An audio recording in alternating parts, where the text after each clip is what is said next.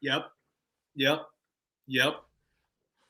Oh, did anyone shooting? That's got to be a travel. There we go. The Pump Fake Pod in the frickin' building. Unbelievable performance. Just unbelievable. Got me hyped up. I don't even know what to say because you kind of feel like a kid again. It's tough to feel the joys at life as an adult. Life is about pain. Life is about struggle. It's what we were here. That's what we were born for. And no struggle in March Madness. Just feel absolutely ecstatic. No matter what. It just feels great to have a bracket. It was so cool on Sunday, hearing all the stories from other people and what their traditions were with Selection Sunday. Always a cool thing. And now I'm sure everyone's got great March Madness traditions as well. So please share that in the chat. Tweet me, DM me. Unbelievable. But you know who I am. Anyone that's new here, appreciate you. But also watch college basketball in November. The Pump Fake Pod's been going since September this year, 2025, talking Patriot League and terrible conferences that are getting absolutely glossed over with this net ranking. And a lot of hot topics going on. You got the debates. You got everybody talking about this, that. Unbelievable. So we got all the talking heads going at it. Trevor, how you feeling about March Madness here? Getting a bracket. It was great having a printable bracket in my hand. Yes, I'm a paper bracket guy. I'm going to be that guy always. Yeah, it was good. Haven't gotten my printed one yet. Got to go to my parents to use their printer. But yeah, it's filled out a couple. Filled out my bracket for our bracket challenge, which I put in the comments, free of charge. Hop in, win $50. Whoever wins it. It's not much, but it's something. Free money, why not? And some bragging rights along with those that $50. But yeah, get in there. And yeah, just been filling out brackets today, but snowed in, so plenty of time to putz around with those. And also got my Rithmm brackets in, and they look pretty interesting. But you know what? There's definitely a path, and I suck at picking brackets, so for all I know, that I was given a perfect bracket from Rithmm. So gonna follow that, and they look good. But yeah, brackets probably filled up about 15 or 20 of them already. All right. Well, are you so without that? Are you going to without the Rithmm bracket? What was going into like your model basically? What was standing out? I saw Arkansas, yeah, you said, and then like I even saw Queens beating Purdue on one of the brackets. So I'm all for that, of course. Especially familiar to Purdue with first round early exits. What was the main thing you were trying to do with your bracket generator? It just uses my my models from the season. They were using my factors in these, so I mean, I don't know if I can look at it, but oh yeah, some of them I have modeled really high to factor in 3 points and like tempo and whatnot. A little less on the defense. Just kind of balance them out. But the money lines have been incredibly hot from Rithmm. Dogs, favorites, everything this year that I've used. So the fact that these models were mainly used off of those because it's just picking winners was nice to know that, I agree with a lot of them, but there's a couple that I was on the fence, but it has them moving on and kind of weighted my brackets. 2 out of 3 of them have X amount of factors, whatever it is, defense weighted more heavily in slow tempo, this and that, or tempo, whatever else, just they're weighted differently. Excuse me. And so they've all, whenever something agrees, I like it. And there's, 2 out of 3 agree on one, or all 3 agree on this. Makes me feel better about what I had picked, just with my gut reaction. But obviously, we'll go in more in depth with those for picks and where we actually sit on those. But yeah, it's been fun just looking at them and seeing what Rithmm's cooked up for me. Yeah, Trevor, your mic maybe just needs to be turned up just a little bit. But yeah, no, that's unbelievable. On auto. Can you hear me better now? A little bit. It sounds a little the same, but anywho, yeah, man, Rithmm's been great. They're printing out great brackets. It was cool seeing the Rithmm logo on the bracket. I printed out a lot of different – I just was looking for like CBS, ESPN, NCAA brackets. I was looking for some obscure ones, and I printed out a few different ones. So, I used to be the guy that fills out tons of brackets, but now I just analytically think about it. And I'll have my bracket absolutely finalized tomorrow because, yes, tonight we will be going over tomorrow's first 4 games and also tomorrow's NIT games, and then Thursday's round of 64 games, the ones that are available. Obviously, we'll have our picks from the first 4, so showing our picks that we think can go in. And then tomorrow will be the Wednesday NIT games and Wednesday first 4 games. And then also Friday's round of 64 games. And then we will be potentially filling out a bracket, or at least flexing our bracket and our future picks, maybe some futures tonight as well. Elliot, Selection Sunday, brackets are here. How you feeling, man, on this Monday? Whatever you got, I don't know if you got the weather, but whatever Trevor got with that 2 feet up there, I got the dandruff flakes of that snow. It just was little flurries today, and now it's going to be 25 degrees, and then this weekend will be 70 for some patio hoops. Yeah, cold today for sure. I think I brought it with me when I was coming up. It was snowing on me on my way in before I got to the show yesterday. But today, really cold. I think the high was 20, which for middle of March is kind of decently chilly. Felt like -10 with the 60-mile-per-hour wind gusts. Bunch of wrecks around the area because there's a bunch of snow, but also more so ice just from snow falling, and then the road was still warm enough to melt the ice and then freeze it. So we had a bunch of ice. People were idiots, didn't get treated. So it was made for a fun day. But yeah, no, I'm ready for March Madness to begin. It all starts tomorrow. Can't wait, and we'll go from there. Yeah. It's just unbelievable.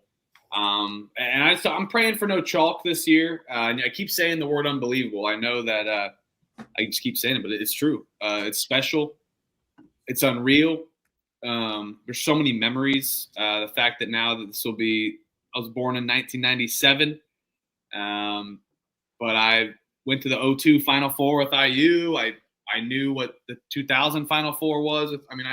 I was 3 years old. I barely remember that, but I do remember IU beating Duke that year to go to the 2002 Final Four, and that was a long time ago. Bits and pieces, but special.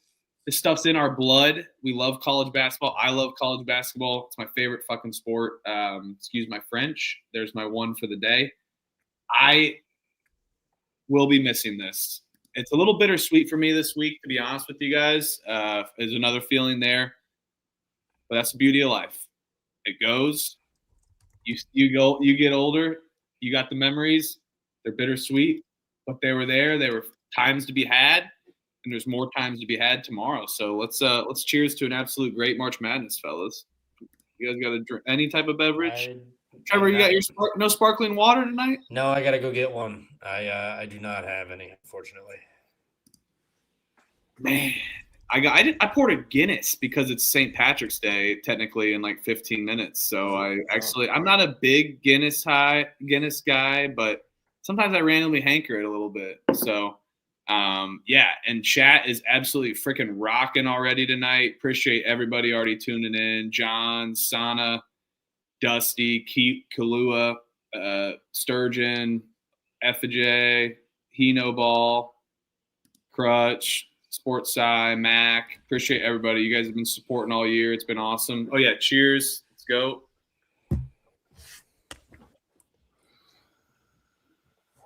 Cheers. Let's freaking go. Let's go. And yes, Ken, you know what? I am a pretty emotional guy. Obviously, people know. But I appreciate this life shit. I appreciate this life that we get to live. Seeing some shit. But also seeing some shit from March Madness as well, too, because it's going to be absolutely awesome. And I think we're going to see some good stuff finally. I think we got a lot of critics. I've seen a lot of things on Twitter. Before we get into all these picks, because we have a limited amount of games, no recapping, but let's talk about some few current events, going back to our off-season episodes, talking about the current events of college basketball. We were once back in July doing an off-season episode, a random one, excited about a college basketball video game, and then 2K's biblical greed takes over and destroys that dream. But now we're here with a better dream of March Madness. I hear a lot of people talking about NIL destroying this because, the spreads are so all double digits. Do you guys have any care on that at all? Or, seeing that, the Vegas is setting them as spreads. Everybody's like, this is empirical evidence. This is evidence that this is a problem, basically, because of 13 seeds catching a double digit. Yeah, this is 1 through 4, by the way, not 5, of course. I mean, we'll find out. There's two ways you can look at it. It's an overreaction to the, spending reports that that's been coming out on the internet. So, obviously Power 5 teams, they spend more money than other teams. Maybe they'll give them a bigger line because they'll think, all right, they spend all this money. There's a little bit of extra get up potentially for this, or just, the mid-majors do get picked apart every year, but some of them are still good. Maybe they're undervaluing those mid-majors too much, and we're going to see a lot of dogs covering close games, maybe some upsets this year, unlike last year. So, some of the, like Miami, Ohio, we don't even know. SMU could run them out the gym by 25. Facing a team like this, or Miami, Ohio could hang and be like, yeah, suck my dick. We should have hung all year. Nobody wanted to play us for a reason. So, I mean, like there's two ways it could go. So I hope that the mid-majors still compete and that we're getting just overvalued favorites here just because of the the spending, the money that they do, the power conferences. They picked all these players from these mid-majors and they have all these loaded rosters. They should kick the shit out of them. So, we'll find out if it's like last year or not. I hope not. I'm going to be on a lot of dogs this year, so I'm hoping it comes back and it's competitive, and then we just get this. It's like, hey, mid-majors can spend money and compete too. So we'll find out, but I think it's an overreaction to all these giant favorites. Elliot, what's your thoughts, brother? Yeah, I'm going to go up here real quick, answer this question. Dusty, I think the more that I look at it, region, toughest seed. Honestly, I think it's the South region, in my opinion, personally. Now, the more that I've looked at it, the more I've studied them. A lot of people initially think Duke's is, but I think UConn's a little phony, in my opinion. They kind of got exposed there against St. John's. I know it's, not necessarily just a one-game sample size, but I think St. John's definitely showed some flaws. So I honestly think just toughest, in my opinion, the South, because you got Houston, you got Florida, you got a Nebraska team who, if they just light it up and shoot above 50%, they could damn near beat anybody. You got VCU as this kind of a sleepy 11 that could go on a run. Illinois has been known to take down teams and be, super, super competitive, can kind of score at will. If they can figure some things out on the defensive end, they can be potent. And you got St. Mary's too as well, another kind of tough, slow, defensive, grinded out team. So the more I think about it, I think the South seems to be, not to mention, I didn't even mention Vanderbilt, but they've finally getting healthy there down the stretch. I know they had that stinker of a game against Arkansas in the SEC championship, but as we discussed with Purdue, it's easy. It's better to, or as we discussed with Michigan, better to lose now than one game later there when the tournament starts. But in terms of the inflated lines, seeds, things of that nature, I don't know. I just wish that we would just really take the spreads out of it, not really talk about that. When I'm talking about the bracket, I'd rather just talk about the games. Biblical than read. Than talk about all these, double-digit spreads, all this. I just want to talk about the games. Just talk about the games, talk about the seeds, the upsets that we see. I mean, obviously, I know that we're going to be talking about the spreads, but just take that out. I just don't think it really can correlate. Well, you're right. Because, I mean, we can talk about spreads because that's what we've established that we are. We're betting people. Now we got ESPN, CBS, all these people, fade Aaron Dolan. But, you got people, like on CBS, Seth Davis, they're talking about spreads and stuff. Like, these guys don't know what they're talking about. I mean, at all. So I'm just kind of personally out on that as well. You know, there may be some testament to it, but we don't have much sample size. Things are changing. We've seen teams be competitive. So I'm going to test the sample of dogs. Dogs always barking in March. And speaking of dogs barking in March, Aiden Holloway. Stay off the weed. Who are you, Snoop Dogg in a green room? I mean, what the hell is going on? You guys see that? Yep. Aiden Holloway. I mean, he'll be playing. He's going to play. He's not going to. I doubt it. Not this week, at least. Who knows? But there's going to be a judge that'll slide. He got bonded out. He'll play. Oates said about an hour ago or so, whenever he was on his radio show, maybe a little more, that they're preparing to play without him for this weekend. Yeah. So I'm assuming he'll be back if they make it through this weekend. I mean, I'm not going to get into it because I don't know the full details on it. I just know something about weed and a firearm. Yeah. Well. And a tax something. I don't know. So I got to look into it more. I didn't fully read into it, but tax stamp. Yeah, but it's for firearms, I heard. So I don't know. We'll find out. I believe the tax stamp is for the weed. Again, I don't know. This is just what I heard. I saw the headline and didn't read much into it. I was just like, oh, another Alabama player, more trouble late in the season. He'll end up playing somehow. It's my prediction. I don't care what's been said. Yeah, interesting stuff there. And then but it was an interesting quiet day for college basketball, man. Just felt kind of weird. Wasn't worried about the slate tonight. Not talking games, recapping games. That is.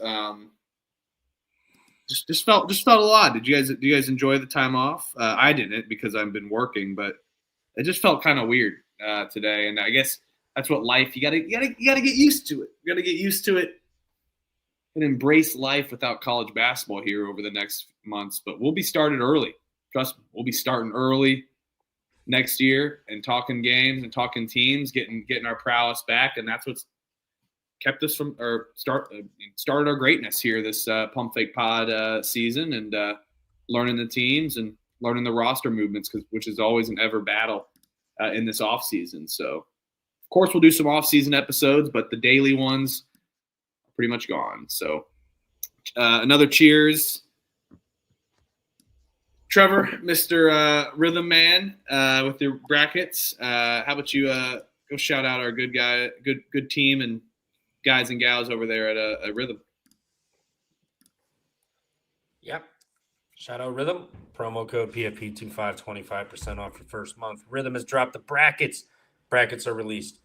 I've got mine, all three of them. I've gone over them. I've looked at them, seen what I agree, where Rithmm agrees with me, where I'm kind of on the fence, see where my models sit, where Rithmm sits with their home model that I have stored also.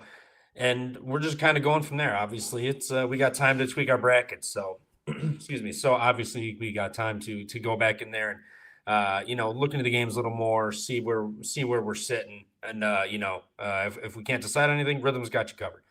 They also got you covered for every single game of the tournament. NIT, the crown when it starts. March Madness rounds 1, 2. They got it all. NBA's going. There was no college tonight. I fired in a play on Rithmm. Rockets money line for tonight. So I got in with Rithmm for some action tonight, and it's going pretty well so far. So shout out Rithmm for that. But yeah, they got you covered. Baseball's around the corner. World Baseball Classic going on. MLB is about 2 weeks away, roughly.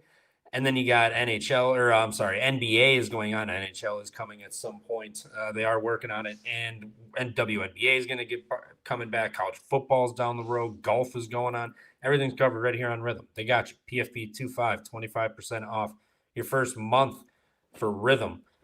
Download it today. You'll make your money back. I promise you. Your first month, if anything, your bracket pools. I mean, we're all in as many bracket pools as we can, or one decently large one. Use Rithmm; they'll help you out. I mean, they were 30-2 in the round of 32, picking winners last year. So to advance to the round of 32, I'm sorry, last year. So I'm not a mathematician, but that's pretty damn good, and that's a lot better than what I did last year. So I needed Rithmm's help last year. I'm getting it this year. They're gonna help me crush my brackets. So shout out Rithmm, promo code PFB25, 25% off first month. So yeah, shout out the Crown tournament bracket as well. Released April 1st. April 1st, no April I Fools. think something like that. Yep. Oklahoma versus Colorado. Mm-hmm. Baylor versus Minnesota. Oh, Minnesota money line. April 2nd, Stanford versus West Virginia. And then Rutgers versus Creighton here in this Crown tournament. What a bullshit money grab. But now we're going to ruin the CBI. No CBI. Now the CBI is becoming the NIT. Probably CBI is probably cooked. I don't believe there will be one next year where they'll have to reformat and probably only do like 8 teams or something, 12 to 8 to 16 teams max. So interesting motion there. You guys, any thoughts on the Crown tournament? You hope to be regulated for it in that bracket. I mean, as much as I love college basketball, that one just doesn't excite me too much, to be honest with you. Who's playing? Who do they really give? I don't know. That one I don't care too much about the Crown. I think we have to believe in it less and less and not pay attention to it so we can kill it and get like they won't kill it. The CBI back or something else. I don't know anything, but it's not good. Like the teams don't give a fuck. There's not enough money for them to really. I mean, what's it 10,000 what's the 10,000 a person? It wasn't a big pool, wasn't it? It wasn't a big contest pool, wasn't it? More, probably 40,000 a person, at least 50,000 a person. I think the winning team. I know when it the boiled down to when they're like the team managers and everybody else gets cut or whatever. I don't think it amounted to like. I mean, obviously it's a lot of money, but like, I don't think it's like I don't think it's like the era payout or anything like that. Okay, well, these teams that didn't get invited to the era, like a Minnesota and stuff like that, you don't think they're going to be playing for that shit? I got $50,000 or something like that on the line. I'm fucking hustling, man. I don't know about you, but no, that's the thing is you don't know who's going to play, so you get teams that are loaded up and actually give a shit. You can find some edge there with the lines. Yeah, I'll be watching it though. I mean, they do a great job of putting it on April 1st and April 2nd, right in between the Elite Eight and Final Four. So they know what they're doing. So it'll be on my TV because that's how much I love college basketball, even though I don't agree with the product. But I will be watching the games. Me as well. I think that's spot on there. I got an update for you.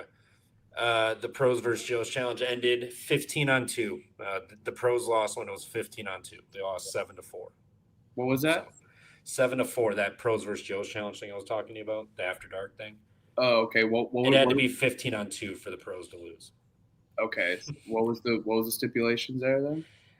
They played 1-on-1 and then added a player all the way up to like 5. Like the Pros had 5, and it was like Barstool employees up to 15. And then once they kept beating them at 15, they started slowly eliminating Pros. Okay. And then it was 2-on-15, and they finally won. Oh, wow. Like Jason Williams, Tyler Hansbrough, Kamari McGee, Mark Titus laced them up. Who else was there? Doug Eaterts. Mark Titus was on the Pros. He technically got drafted by the Harlem Globetrotters, so that's what he was claiming there. But no, it was still fun. I mean, seeing some of these old college with Tom Welch was in there. I mean, it was just some old school fun guys that you know if you watch hoops. So yeah, Psycho T, he was out there and he didn't give a fuck. He was grabbing boards and just being a maniac. It was great. So yeah, it was Psycho T, but hey, when you're saying Miami, Ohio shouldn't have been in the tournament, you're a fucking loser, brother. Sorry, Tyler Hansbrough. There's my second one, but I got a question. They arose this on the stream, and I thought it was good. Is Tyler Hansbrough a top 5 21st century player? Or at least recognizable player, I guess. For college basketball. College basketball, yeah. Tyler Hansbrough. Probably. Maybe. Iconic. It's because the nose picture. Everyone remembers that picture. Was that the Michigan State game?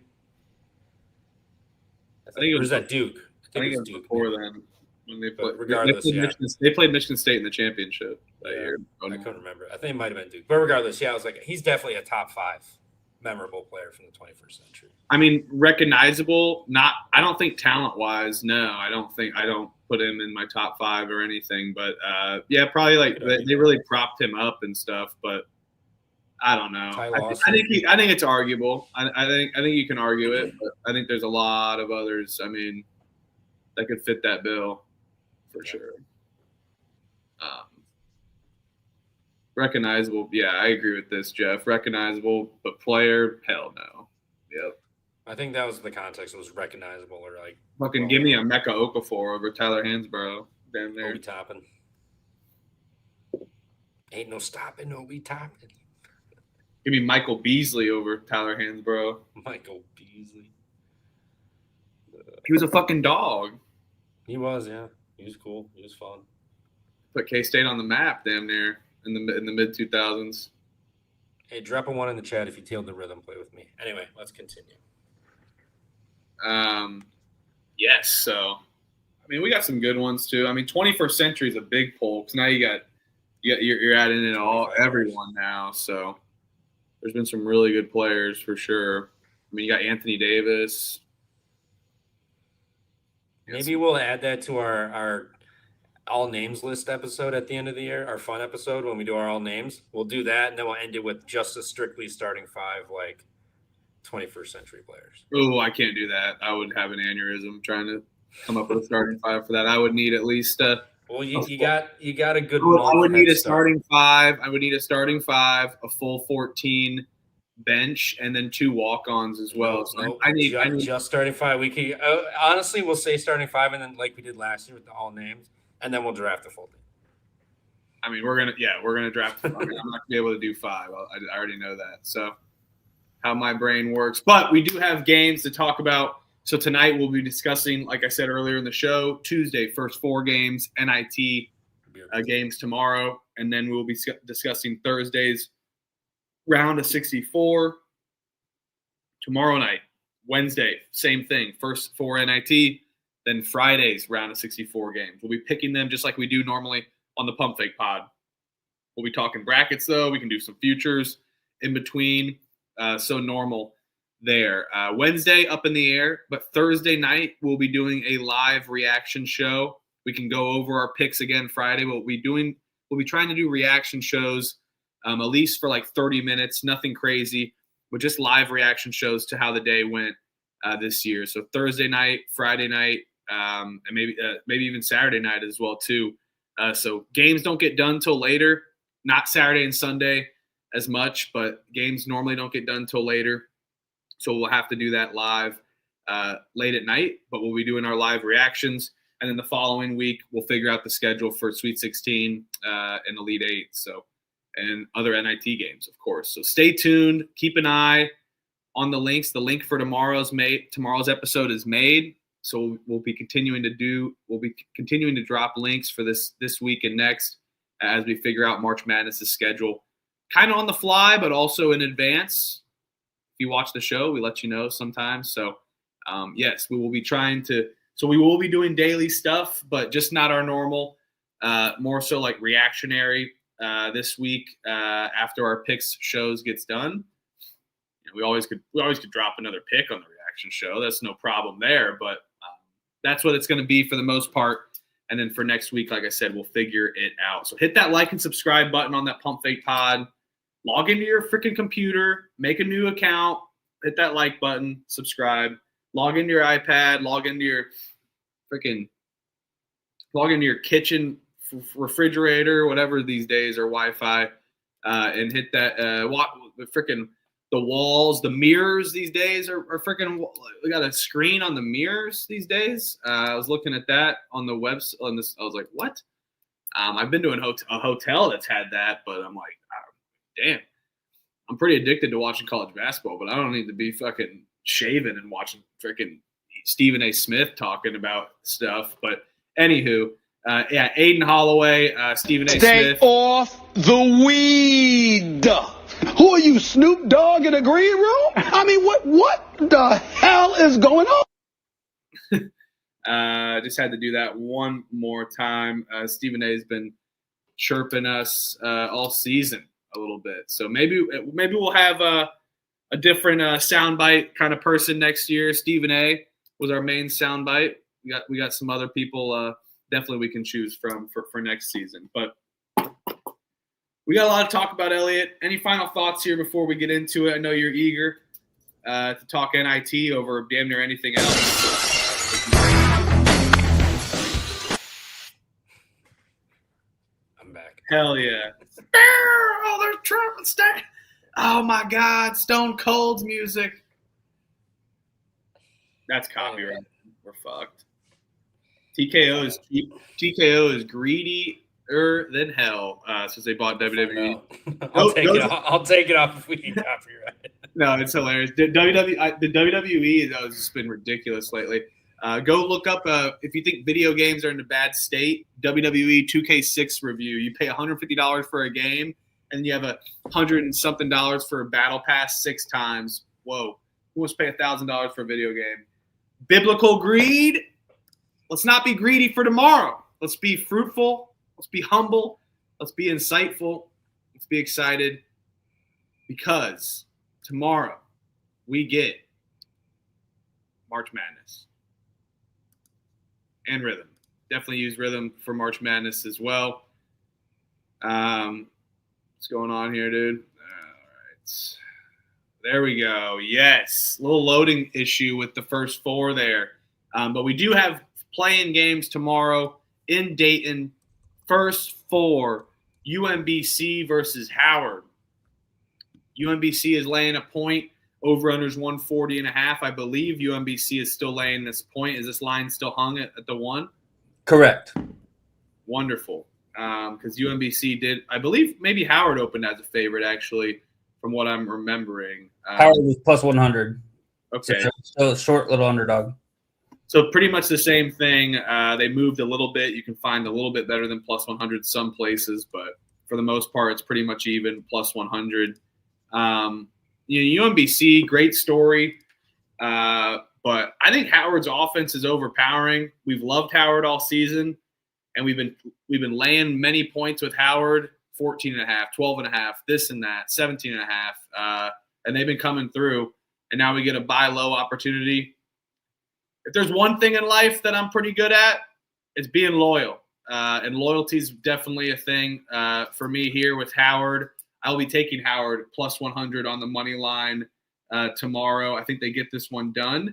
And the Jordan pinstripes come through. We've seen how, like I said, Howard's been pretty dominant. They're physical. They got a good interior. I think that they can answer to UMBC's offense that's going to run and gun. And I also think that they can shut them down a little bit and play on the perimeter with their guards and really disrupt them. So give me Howard in this first 4 matchup for Dayton. I'll be taking them on the money line tomorrow at plus 100 as well. Yeah, I'm on UMBC. I'm sitting there letting this get bet down to Howard. Everybody loves Howard. I get it. They've been great, but UMBC's been, next level athlete. They've been scoring. They've got a guy who can take over, who can go and get a bucket when they need to.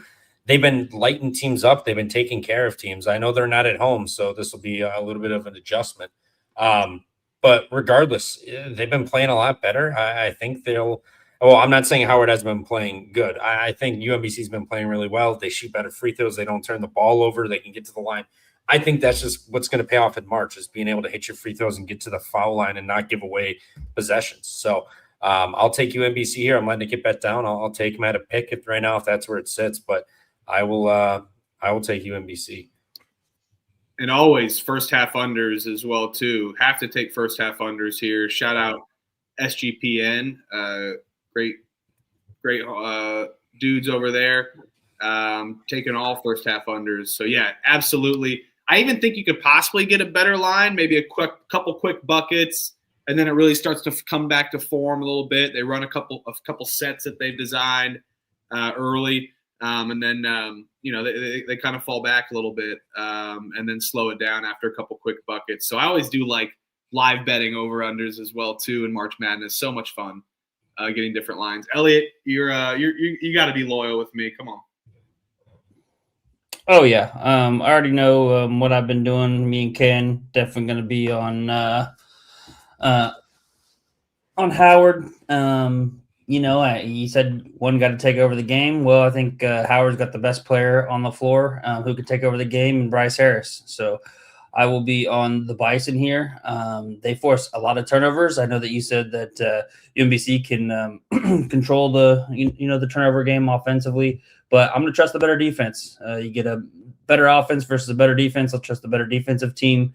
I also think the offensive rebounding is going to be a big factor. Howard likes to crash the glass. Not quite sure if UMBC is going to be able to keep them off the glass. So the second chance points there. As you always say, new kind of sight lines in that arena. First time playing, going to be a lot of missed shots. Howard's going to be able to be on the offensive boards and control that side of things. And I think the extra chances get them the ability to push this one past and get the Bison into the official round of 64. So, I agree with Ken. I think people are going to be on UMBC. So, but I'm taking Howard money line plus 120. I locked it in. It's time to do. Let's go Retrievers. No, let's go Howard. But yeah, I'll be definitely taking that first half under, maybe looking for a live spot as well. I'm gonna be betting like three things in one game. So stay tuned on that picks page. As the picks page has been printing, dropping picks there for me all season, just shy of 75 units. Have to tout it. Hit that picks page. Go to the picks page. It's in the description. Elliot's been dropping dimes there. Trevor, he tweets his picks for the most part. He tweets all of his picks. So go to his Twitter. And then, like I said, I'll be doing like maybe 3 bets a game for some of these games. Not the NIT, but March Madness. I like to have a couple action out there for all the games for sure. So, yes. So UMBC Howard here, they will be playing Duke, correct? Was that Lee? No, that's Lehigh. Sorry. This team gets Florida. That's right. I had them switched because Lehigh on Wednesday tomorrow, will be getting Duke. So yeah, winners of this game will be Florida. God, I'd love to see Howard play Florida. Let's go. Come on, Howard. They disrupt them. Point. We're talking about offense. Talking about defense. UMBC, man. Don't buy into it. They're slower than it looks. Both teams play slow. Yeah, but one's tougher. One's more relentless. Yeah, a team from Baltimore. Do you think UMBC could take Yale to overtime? No, because they beat them in regulation. UMBC beat Yale? They would. That's hypothetical. Correct. Oh, Michigan. Thanks, John. Also, would UMBC beat UNC Wilmington? Duke already has Siena. By the way, Wilmington's not that great. Let's be honest. They could get them this year, easy. This UMBC team versus Wilmington, yeah, they could get them. You're out of your mind, dude. You're out of your mind, dude. Howard is better. Come on, Howard. Let's go. Howard turns it over. They don't shoot free throws very well, and they struggle shooting potentially. UMBC, great defense, forces turnovers, doesn't turn the ball over, and can shoot free throws. And they're the bigger team. I will gladly take that. Let the public bet into Howard. Fine. Or whoever. I don't give a fuck. I'm on UMBC. The public's actually betting on UMBC. But anywho, I personally don't think UMBC could beat any of those teams or even play close to what they would. With the heart this team has, fuck yeah. And you're saying the bigger team? Get the fuck out of here. Yeah. Metrically? I don't give a fuck about what. Metrically correct, yeah. Don't give a shit. I mean, Ja'Kai King's 6'2". He's fine. I mean, Howard's got tall guards, but they got no size down low. Who's grabbing extra rebounds? Yeah, but they're so strong. But UMBC, their tallest guy's 6'8", 6'9". I mean, the 6'9" guy barely plays. 6'10", but there's a reason. Chachin's been playing more minutes too. The tallest guy's been playing more minutes. They'll have the height advantage. Yeah, I'm fading the scientist, Jacob. Sorry about it. We'll talk in the chat here in the coming days. Tomorrow night, John, yes, I do like the under 66.5. Just like Huff said, shout out to SGPN. I will be on all first half unders in the first, so all 36 games. I've bet each time it opens up, I bet the first half under. So it won't be on the picks page because I'm not going to list all 36 first half unders, but it is an auto bet for me. All right, so we got some good banter here at 6:40 Eastern game tomorrow. Howard versus UMBC. We got Texas versus North Carolina State as well in the first four. Texas, you would have told me they would have got in. It's ridiculous, to be honest. I mean, I guess I knew about it after how the bubble panned out this time around, but I guess I would say a couple weeks ago even, that is, after they started losing a heavy down the stretch. I mean, they lost, 5 of their last 6 games and still gets in. That just is testament for how bad the bubble was this season. Now they're getting an NC State who really had some phony losses as well, struggled sometimes. I'll pass the horn here a little bit on this one, first four, since I led with Howard last time. What are you doing in this one, Trevor? Do you feel any confidence here on first four bet for Texas NC State? Yeah, I played NC State pick'em. Better free throw shooting team. This team is they got a lot of talent. I mean, if you look at this roster up, and Quinnier Copeland's been really great. Darian Williams kind of underwhelming this year for what we've come to know from him, but he's still got the chance to erupt. I mean, it's the tournament, so generally these guys find another gear.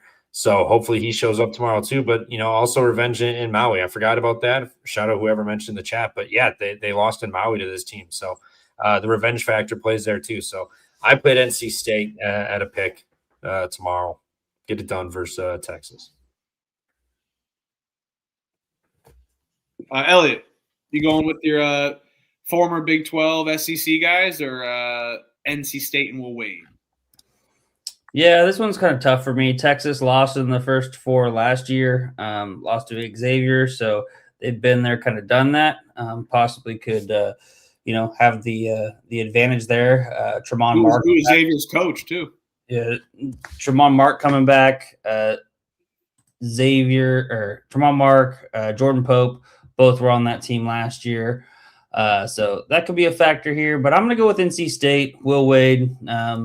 They were able to get it done last year when they were at McNeese State. You also have got returners and Darren Williams coming back from the Texas Tech run that they made last year. So I think that they're more poised to make a run than Texas. Give me NC State. Don't really care about the revenge angle here as much, just because that was early November. But I'm just going to look at the seasoned veteran guards. They both kind of got them. But I'll back NC State. I'll back Will Wade. So give me NC State on the money line. Yeah, I'm going to be with you guys here. I think it is funny that you mentioned that they lost to Texas. Now you see Sean Miller just wants to get sweaty somewhere else a little bit. So he has some we got some prominence here with Texas in the first four, but I'm going to go with Will Wade. We had NC State being touted as potentially winning the ACC early this year. We've seen the teams that were solid preseason conference rankings kind of come to form after their hiccups in the season. I think we're going to see that from NC State in a resurgence. They need to be able to defend Texas on the three. I think that's where Texas can really get them, as we've seen NC State struggle. But Texas really struggles as well defending the three and down low. I think NC State is going to be able to slash. They got a massive size advantage, especially on the guards, not really down lows. They got that dude that's like Lithuanian or whatever I can't pronounce. But so I this can be a physical game. I think we see a lot of toughness in this one. Of course, take the first half under, and I even like sometimes full game under. But I normally like taking those live just due to the foul game with March Madness and whatnot. So I try to stay off as many unders unless I see a really sharp line. But for full game, that is. But I'm with you. I think NC State gets this done in a tough fight. And Texas just continues what they've been doing at the end of the season and not showing up for games and losing. So yeah, give me Wolfpack.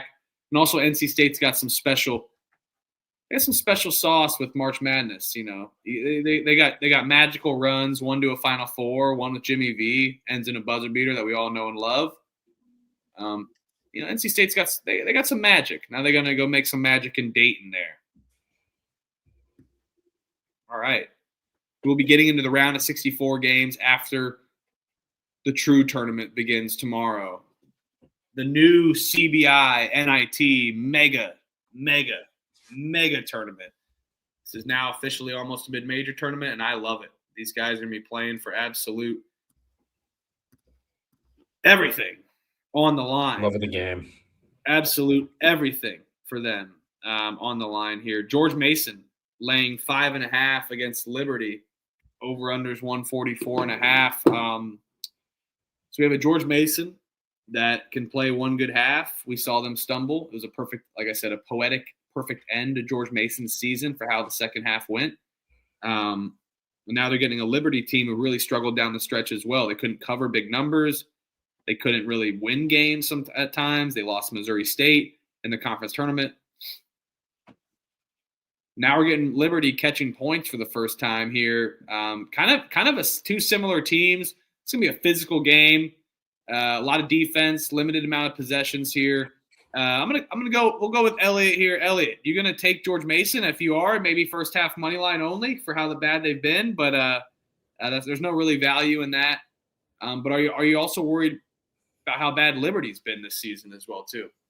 Yeah, I mean Liberty obviously started out this season. Sorry. Yeah, they started out really well, but like you said, down the stretch really faded.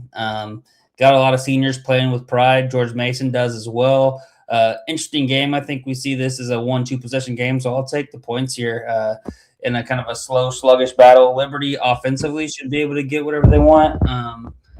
Not get whatever they want, but they should be able to be efficient on the offensive side of the ball. But George Mason, man, they can really struggle offensively, even against the Liberty defense that doesn't necessarily play that great. I'll take the points with Liberty plus the 5.5.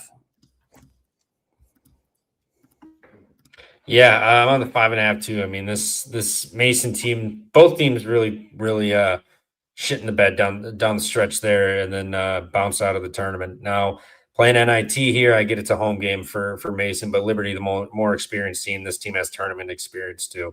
They've gone on the road as a squad and gotten some big wins in the past. This year in the preseason, beat FAU, beat Charleston, played Towson tough, Bradley tough.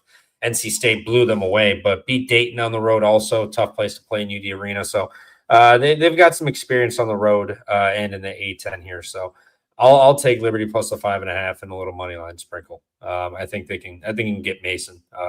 Third most experienced team in the country. So these guys know what to do and how to play with each other. So give me Liberty 5.5 and money line.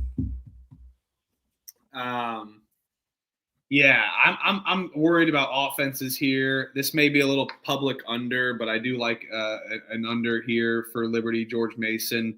The pace alone is going to be slow, and then defensively as well.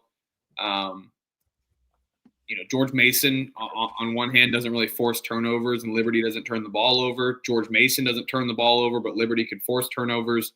George Mason a slight rebound advantage, so there's things that can go their way. But I just don't see a team pulling away or dominating here. I think we see a tough battle, limited possessions. So I like the full game under. I will be betting that, but I will. I'll write down and I'll write down Liberty plus the points because I think they can keep it close. But just worried about them offensively. So check the picks page for them to see if I bet a side in this game. But I do like the under. I think we see a sluggish performance from both teams. All right, Wyoming versus Wichita State. Wichita State laying 6.5 against Wyoming. Over/under is 148.5 here. Elliot, do you think people will be showing up for this one, or are they kind of just checked out on the season as it's the NIT? But they could be playing for pride, and Wichita State always has a good fan base. Because Wyoming playing for pride as well. Sundance Wicks with a statement saying in support of the NIT, I will never deny a bid to play more basketball, basically. So Trevor's got to be feeling good there as well. That's my guy. Trevor, are you going to go with Sundance Wicks here? with Wyoming, or you're going with the Roundhouse? Looks like Elliot's nodded his head and said yes. So for I was saying yes for the people are going to be there tomorrow. right. So, Wichita, rich basketball town. They always support. That's why you see the TBT in the summers always fill out, damn near sold out. They did sell out when the Aftershocks were playing. So you got them in the postseason again. People are excited. NIT, CBI, whatever it was, they're going to show up and show out. They love their basketball. So, yes, it will be full there in the Roundhouse. all right, let's go. So we got an NIT future. Trevor, are you going to go with Sundance Wicks, or are you going to go with the home crowd here? Oh, yeah, Wichita State at the Roundhouse. Wyoming's been ass on the road all year. We've seen that. Now you got to go play Wichita State. You know, Kenyon Giles, absolute walking bucket. This Wichita place, the Roundhouse gets up and filled up and rocking, especially when there's a big game. Now you got postseason basketball. I know it's not much, but still an NIT is still tournament, and it means something. I mean, you win it. Yeah, I mean, there's money for your program, and it's just, another trophy to add into the case. So, and you can claim that you were screwed to get left out of the tournament. You were the best team to get left out, and then just kind of argue with it. But I think they're the better team. They got a big fan base. They'll show up tomorrow. They win by double digits. Sorry, Sundance. Next year's the year. Yeah, I'm with you guys as well. I like Wichita State. I will be taking their team total over 77.5. Wyoming pretty bad defensively. They allowed a ton of points everywhere to Mountain West teams, including San Jose State, Nevada, so they struggle a little bit defensively, especially on the road. So I'm with you. I will probably be taking the team total over if I had to take both any side of that. Lay it. They win by double digits. I think so too. You're right. Look at that logo, by the way. Very fire for Wyoming, though, with the Air Jordan cowboy there. Elliot, supporting Wichita there. You got a soft spot for Wichita at all, Elliot? You got a soft spot for that team? 100%. Second favorite team. All right. Yale laying 5.5 against UNC Wilmington. Over-unders 147.5 here. Yale laying points at home off of a tough loss to Penn. Now they're getting this. I'll be taking UNC Wilmington plus the points just because I love betting Wilmington. I heard an absolute fraud-ass take about 20 minutes ago defending UMBC, saying UNC Wilmington was not very good this season. I think they're great. I think they're a great matchup for Yale as well. And I don't think Yale is going to be as physical as we think to cover the spread. You know, they played some close games this season. Yes, they can slash, they can run, but they've been kind of playing against Ivy League teams. Now they're getting a UNC Wilmington, very athletic, can run and gun, and play both sides of the ball. They can play defensively however you want it. I think they're going to try to control the tempo here and play defensively. Give me Takeo Sito plus the points. If anything, I think they're live as well. But I do think it's going to be a tough matchup here for Yale as Wilmington matches up super well and can play defense and get some extra opportunities because they're really good at defending the three ball, and that's where Yale is going to try to thrive. Yes, this is Yale at their home court, a big opportunity for them to win the NIT. But there's going to be some spoilers here for the Skyhawks. Give me UNC Wilmington. Let's go. Seahawks, whatever. Skyhawks. Yeah, I would argue laying it with Yale because they shoot far better free throws and they can get to the line and this and that. But when their threes aren't going in, I don't know if they'll be able to beat Wilmington by margin. That home court may push them to a win, but I don't think even coming down the stretch, I think it'll be a tight game. I think even if we get the foul game, I still think it'll be a one possession game. So we'll need two foul possessions with no Wilmington bucket and Yale if it was a 2-3 point game. I could see it, but I just think Wilmington's able to compete. They're the big team. They can defend the three, and when you take that away and make Yale a one-dimensional team, they struggle. So give me Wilmington plus the 5.5, little money line sprinkle as well. So I have a question hold on, Elliot. I have a question. So you think UNC Wilmington could beat Yale but not UMBC? At UMBC? No. Anywho, I had to die on that hill. And yes, I know they're the Seahawks, not the Skyhawks. Sorry, everyone. Let's go. Elliot, you going with Yale here? The Siddle and Wilmington. No, I'll be on UNC Wilmington here as well. I like them. I love backing them. I love betting on them. Just seems to be my vice, my guilty pleasure. But I'll take Wilmington. I think they're better defense. They're going to be able to play at a slow pace with Yale. We've seen Yale be able to kind of get in these slugfest games defensively with like Harvard, Columbia, Penn, even in the regular season. I just think 5.5 is too much. I don't want to, I think that they're live to win on the money line, but I could see Yale just kind of surviving there down the stretch and winning a couple, by 2 or 3 with Townsend kind of masterclass performance. But I just think that overall UNC Wilmington defensively will be able to get it done. And against a Yale defense who's been, kind of suspect, I think that they can kind of get whatever they want. They're going to be far more athletic, in my opinion. I know Trev's right with the free throw, free throw discrepancy with Yale kind of shooting way better than Wilmington. But I love Wilmington as a dog here, plus the 5.5. Give me that all day. Let's go, Wilmington. Oklahoma State laying 8.5 against Davidson. Over-unders 156.5 here.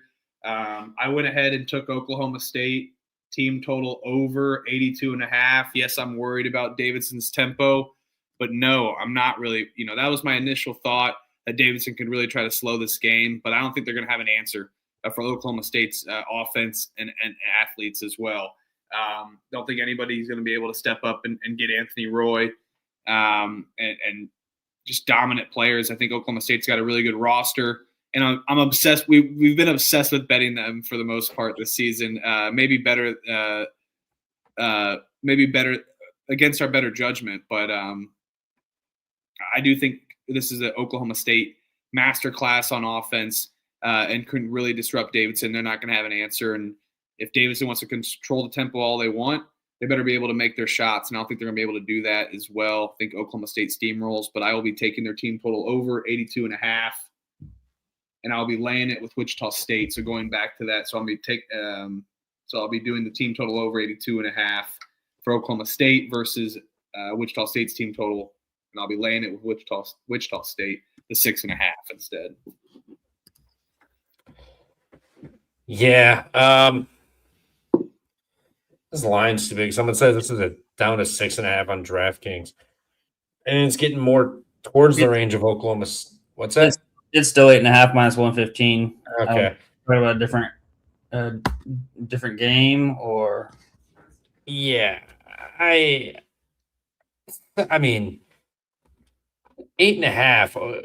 I don't want to lay 8.5 with this Oklahoma State team. I mean, they just had to put in a bench warmer to start playing down low, so he started playing 3-4 games or whatever. For Oklahoma State, I know they're really good, but Davidson plays slow. They can defend the 3. If the shots aren't falling, Oklahoma State is fucked. Davidson gets to go to a Power 4 school. Go play them. I like Davidson here, plus the points and a little money line sprinkle. I think they could honestly get them. I like Oklahoma State, but I don't know if their shots are going to fall this game. They've got a new big man they just threw in there. Davidson's got a couple they can rotate.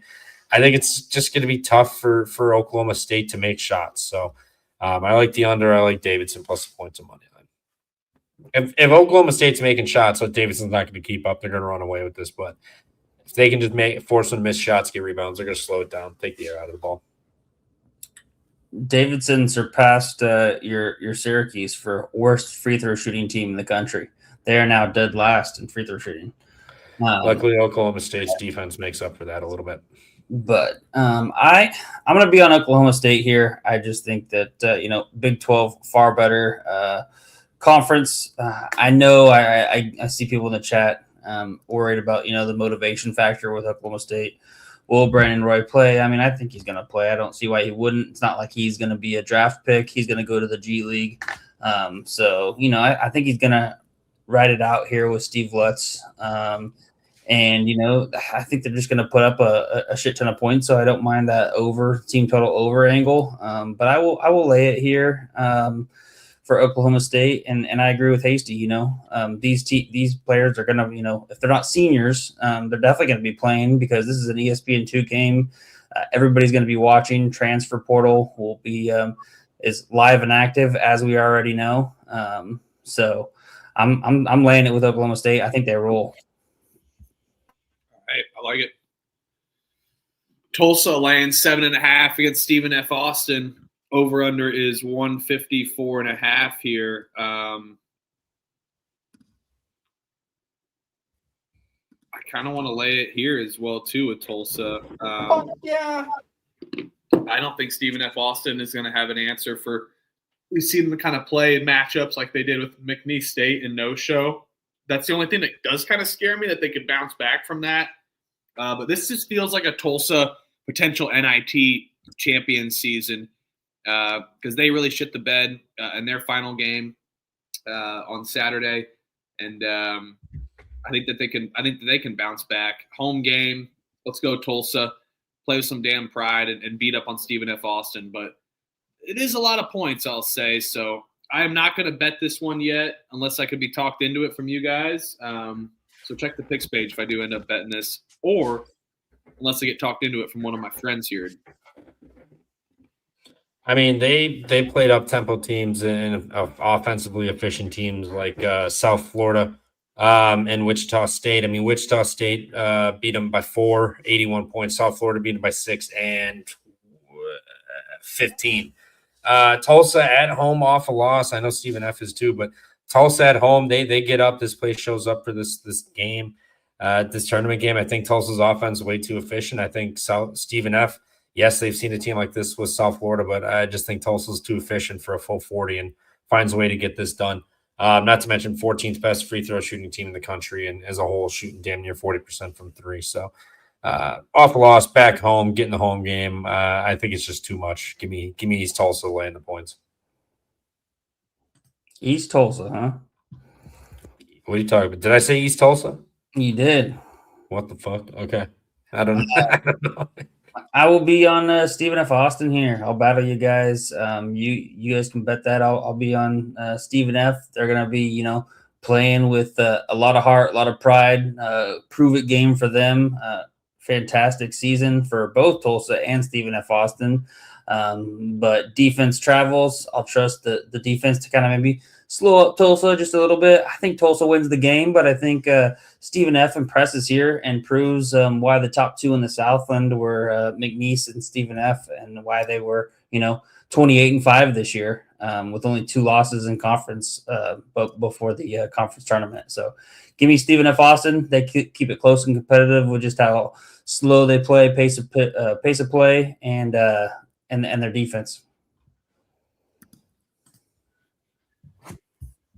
All right, let's freaking go. We're battling. This game. Oh, sorry. Go for it. No, I was. Go ahead. No, it's for the next game. Sorry. Go ahead. It's at the Crack House, the actual Crack House, not their alternate home arena. Okay, go for it. So that you're taking Seattle then, based on that? Oh, I just looked real quick. I was just stating that fact in case anybody was wondering. Oh, okay. But do you I'll be on Seattle anyway. St. Thomas away from home, Seattle at the Crack House. Come on. You got to take one more trip to the Crack House. You got to get it done here. Home game, playoff game. Come on, show the fuck up. Pack this place out. It doesn't take much, but you can pack it out and get it out. Show up for this team in the postseason, Seattle. Come on. Let's go. I'll take Seattle on the money line, and I'll take them to beat St. Tommy. Be vice versa if this was in the Tommies, but it is not, unfortunately, and they struggle on the road a little bit. So let's go Seattle. Yeah, I see this pretty much 2.5 everywhere too. So not really. Pretty much the same here. I'm going to battle you here. I know it's whatever they call it now. I don't think they have an answer think they're going to be able to keep up with St. Thomas offensively. Yes, they can try to slow the tempo, but St. Thomas, I think, is playing with a little vengeance here. We've seen their offense be absolute juggernauts, and I think they're going to be able to get out in the transition, run and gun, and really disrupt Seattle a little bit. We've seen them kind of struggle sometimes against those type of West Coast Conference style teams, and I think they're going to kind of do that even at home. I think the line's a little bit telling, in my opinion, that Seattle's only laying the 2 here. So, yeah, give me St. Thomas. I'll take them plus the 2.5. We see a buzzer beater in this one tomorrow. Mark my words.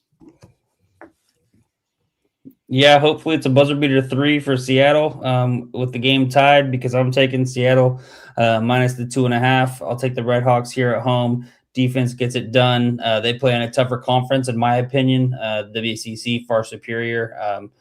They faced stiffer competition and have played really well against, St. Mary's, Santa Clara, Gonzaga. We're pretty close and competitive in some of those games, so they're more battle tested. Now we get them at home with St. Thomas traveling. Give me the Red Hawks to get it done. But yeah, you know what? Yeah, whatever. Home crowd. I think the line. Are you worried about the line a little bit? A little shorter than expected. St. Thomas name brand a little bit. Tim Palm's got this at 2, so. Dude, St. Thomas is not. St. Thomas a little bit. They had that run. People knew them. Dude, who gives a fuck about people and everyone? Like, I care about people, but I'm saying, like, who cares what that doesn't matter. Like, they're not name brand. They're not name brand. Went from D3 to D1. They're not name brand. Yeah, and they won the tournament. Everybody knew about them. It was a big story. No one can name 10 D3 winners for the most part. Can you? We're not talking D3. We're talking D1. What tournament you're talking about? This tournament, or they showed up and they played. My bad, they didn't win. Weren't they in the championship game or something like that? No, they lost to North Dakota in the semifinal. Okay, well, they still showed up and we're right there on the doorstep. But regardless, who doesn't? Maybe I'm too caught up in this world and I know them like that, but I feel like they're kind of a somewhat known team. Not name brand, but anywho.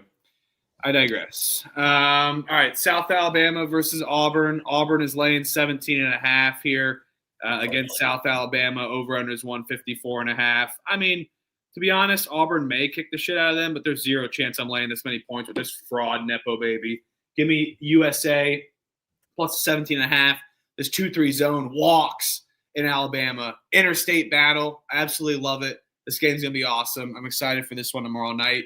And it's just too many points. I hope South Alabama can play a full 40 minutes and disrupt somehow Auburn a little bit. That's maybe feeling a little bit angry and less give a shit for the most part. But I do think South Alabama's zone can really work here. In South Alabama, they didn't really play as much, really anyone in the non-conference because everyone was scared to play them. They were a very good team. Guarantee Auburn's scared to play South Alabama, and especially trying to beat them by almost 20 points. Give me South Alabama plus the points. Let's freaking go.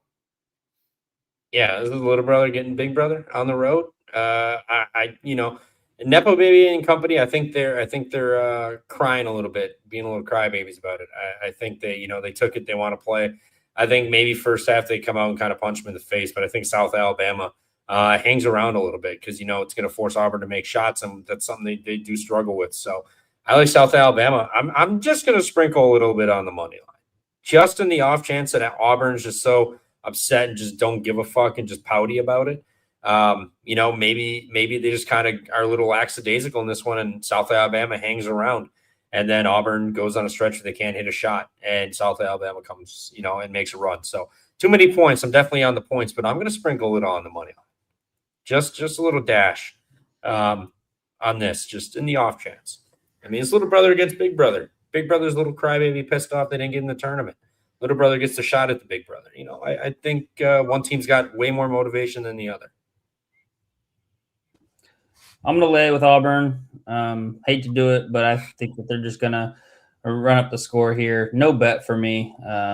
Way too many points. Don't really want to lay 17.5 in a postseason game. So lay it, no bet. I could see them just wanting to absolutely smash. And then in the post-game press conference being like, see, we beat this team by 35, blah, blah, blah. We just deserve to be in the NCAA tournament, yada, yada, yada, yada. Especially if Miami of Ohio slips up and loses to SMU.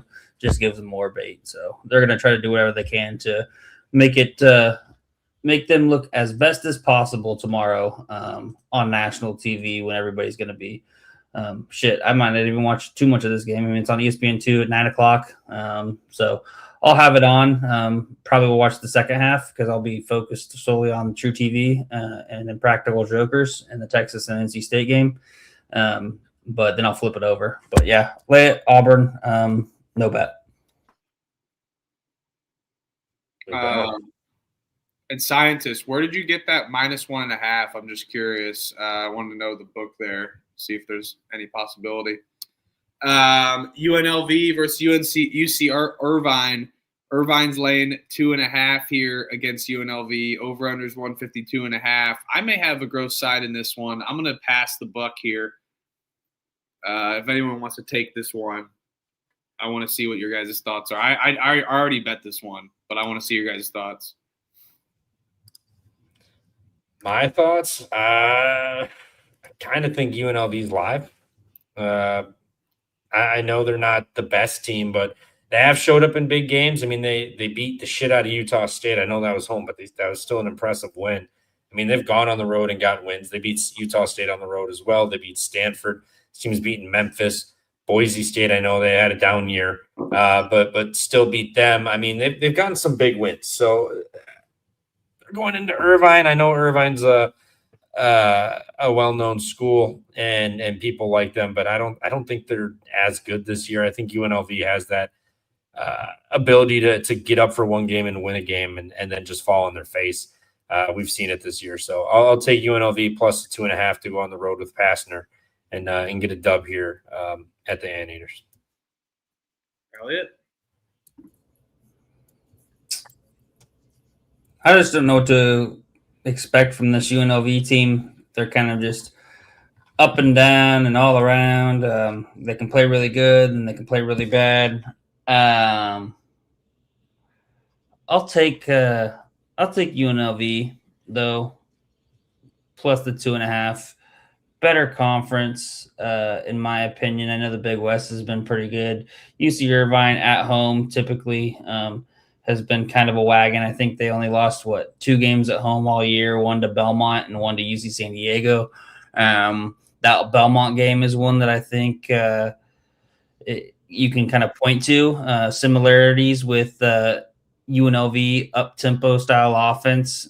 Belmont kind of the same up-tempo style offense, shoot the three. They kind of ran UC Irvine out of the gym. I think you could see a similar style there. When they played against Northern Iowa at home, they lost that game by 1, but Northern Iowa was a close, defensive-minded team like Irvine. So I think that offense prevails here. I'll take UNLV plus the 2.5. And, shout out to, since I mentioned Belmont, shout out to Casey Alexander, new K-State head coach. Let's go. Yeah, congrats. Did you see the other hiring today? Travis Steele to Butler after the tournament run. It'll be, I believe, that is not real. Are you sure? I saw it multiple places. You got, my guy. Fuck. In multiple places? You got. You fucking kidding me? Fuck this. I hate the internet. It's fucking dumb. I saw it in like 2 or 3 places. I was like, all right, so this is legit. Fuck.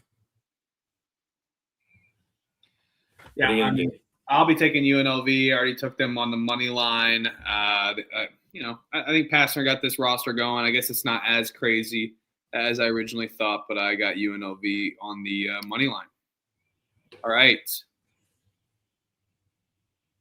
We got now moving into the big one.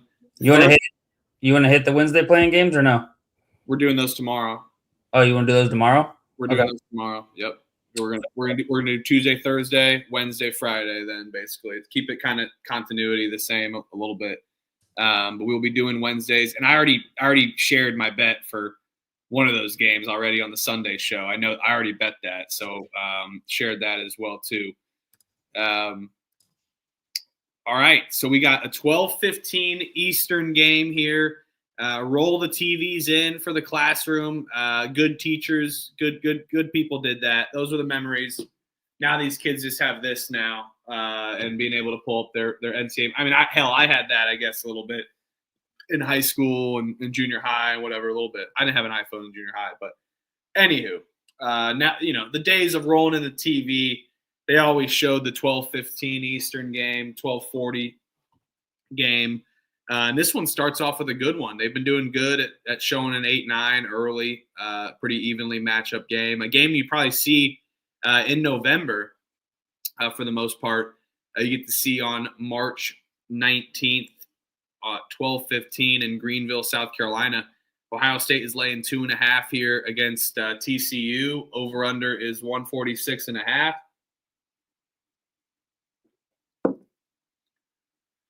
I will be taking TCU. Jamie Dixon, props to him. Really good coach. Now we get him against Diebler. I love Bruce Thornton. Mad respect for you, Bruce. I think you can be a household name in March. I could already see Bruce Thornton dropping 30 on my head and destroying TCU, but I think that's their only chance to beat TCU. And I think Jamie Dixon's going to have a little scheme ready for him to go. TCU, pretty physical team.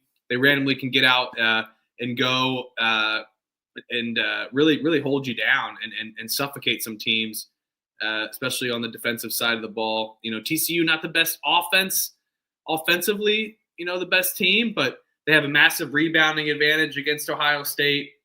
I think their defense can prevail in this one, and I would definitely take Jamie Dixon over Diebler in any of this game. So.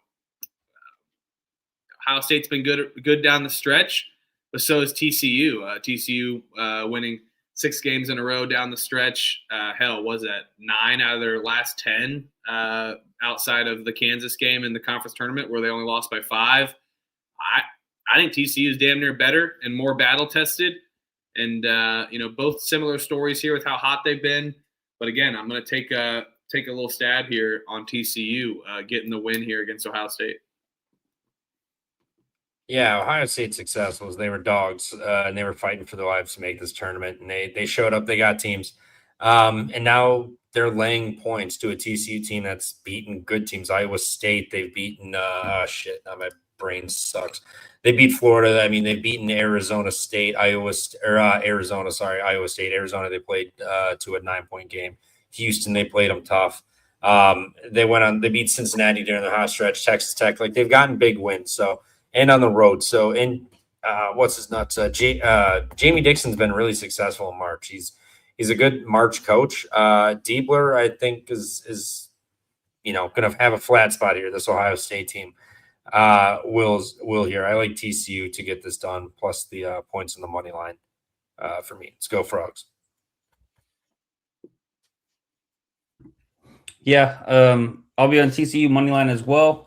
I like them. Big 12, obviously. I love supporting the Big 12. But as of late, TCU had rattled off 6 straight wins. They were playing good down the stretch, home and away, and took care of business against Oklahoma State. I kind of watched that game up close and personal, and then they struggled to defend Peterson kind of down the stretch of that KU game. So I really think your cap is spot on, Huff, with just the fact that Jamie Dixon will be able to kind of come up with some type of a game plan to really kind of limit Thornton. They're a tough defensive-minded team. I think the one thing that I'm a little bit scared about is if the refs don't let TCU play the physical Big 12 type of basketball that they like to play. If they're allowing touch fouls and things of that nature, TCU can get into really big foul trouble, as we've seen kind of Houston do so in the past there in the tournament. So that's my only concern, but TCU money line for me. Yep, I'm with you. Looks like we're all together there. Then do like the under as well. So hey, check the picks page. I'll be giving a pick out, but like we said, we may have a couple bets, 3 bets for one game. You never know. So always check the picks page. Link in the description. Nebraska laying 13.5 against Troy. I see this line is down to 12.5 most places. Over-under is 137.5 here. Does Nebraska get their first win tomorrow against – or first NCAA tournament win tomorrow? Thursday, not tomorrow. Thursday. I mean, I personally think so, but I think Troy's going to give them all that they can. We've seen Nebraska, we've struggle, especially down the stretch at times. Maybe they are battle tested, but even in some game that they played against, they beat Winthrop by 7. They dominated North Dakota. They dominated some of the lower end teams, but they really had a really tough schedule, non-conference looking back on it. So, but a lot of that's also a home crowd. Now you got a neutral court against a Troy team that's really been dominant this season. They took USC to 3 overtimes. They beat San Diego State the game before that in 2 overtimes. They beat Kent State. They beat UAB. I think beat Furman. I mean, Troy, really good team. Scott Cross, a very good coach. I love Fred Hoiberg. I think Nebraska gets it done, but I'll be taking Troy plus the points. I think this is both a really good defensive matchup here. And Troy really good at defense as well. So I think that they can match Nebraska. We see another sluggish game where I don't think there's going to be enough points to cover this spread. I see 13.5 still available. Some looks like Hard Rock as well has 13.5 here. I'm trying to see if anything else does, but some 13.5 available. Looks like Caesars got 13.5. So I'll be taking Troy plus the points. I think it's a little bit too big of a number just for how well, like they've said, they've been playing defense and the sluggish pace we're going to see and defensive battle matchup. Early game, neutral site, Oklahoma City. I do think there'll be a lot of Nebraskans there. There'll be a lot of Cornhuskers in attendance. So it will be a tough sphincter play, but come on, Troy. Don't lose the foul game and cover plus 13.5. Yeah, Troy plus 13.5. And let's go. Like Hasty said here, first half money line for full game. And my guy Ken here, Troy money line. I think Troy can get them. Nebraska doesn't go inside. They don't look to get to the free throw line. They shoot the 3. That's something Troy really is elite at defending. And they have size and they have plenty of experience and a coach that knows how to win. Way too many points. I'm on the points, but I'm sprinkling a little bit on the first half and game money line. I think Troy can get them. Nebraska's never won a tournament game either, like you said, and tight sphincter. And this one, there's a lot of pressure on them to win with the success they had. So, Nebraska is not going to cover. Give me Troy plus the points and split a little bit up between first half and game money line. Yeah, if you sorry, wrong button. If you guys like the Troy on the money line, go ahead and take that at bet 365 if you can. They're doing the up 10 instead of the up 17 or 18. Can't remember if it's 17 or 18. So they're doing up 10 for the NCAA tournament. So if you like the money line there, take Troy on bet 365. I would preferably do that, even if you're getting a little bit lesser of the value with plus whatever. What is it? Plus 12.5, 13.5, whatever. No, what's the money line? Sorry. I get that for you real quick. Plus 650 for Troy full game. Yeah, so looks like bet 365 is plus 575, so you're getting a little bit less value on that.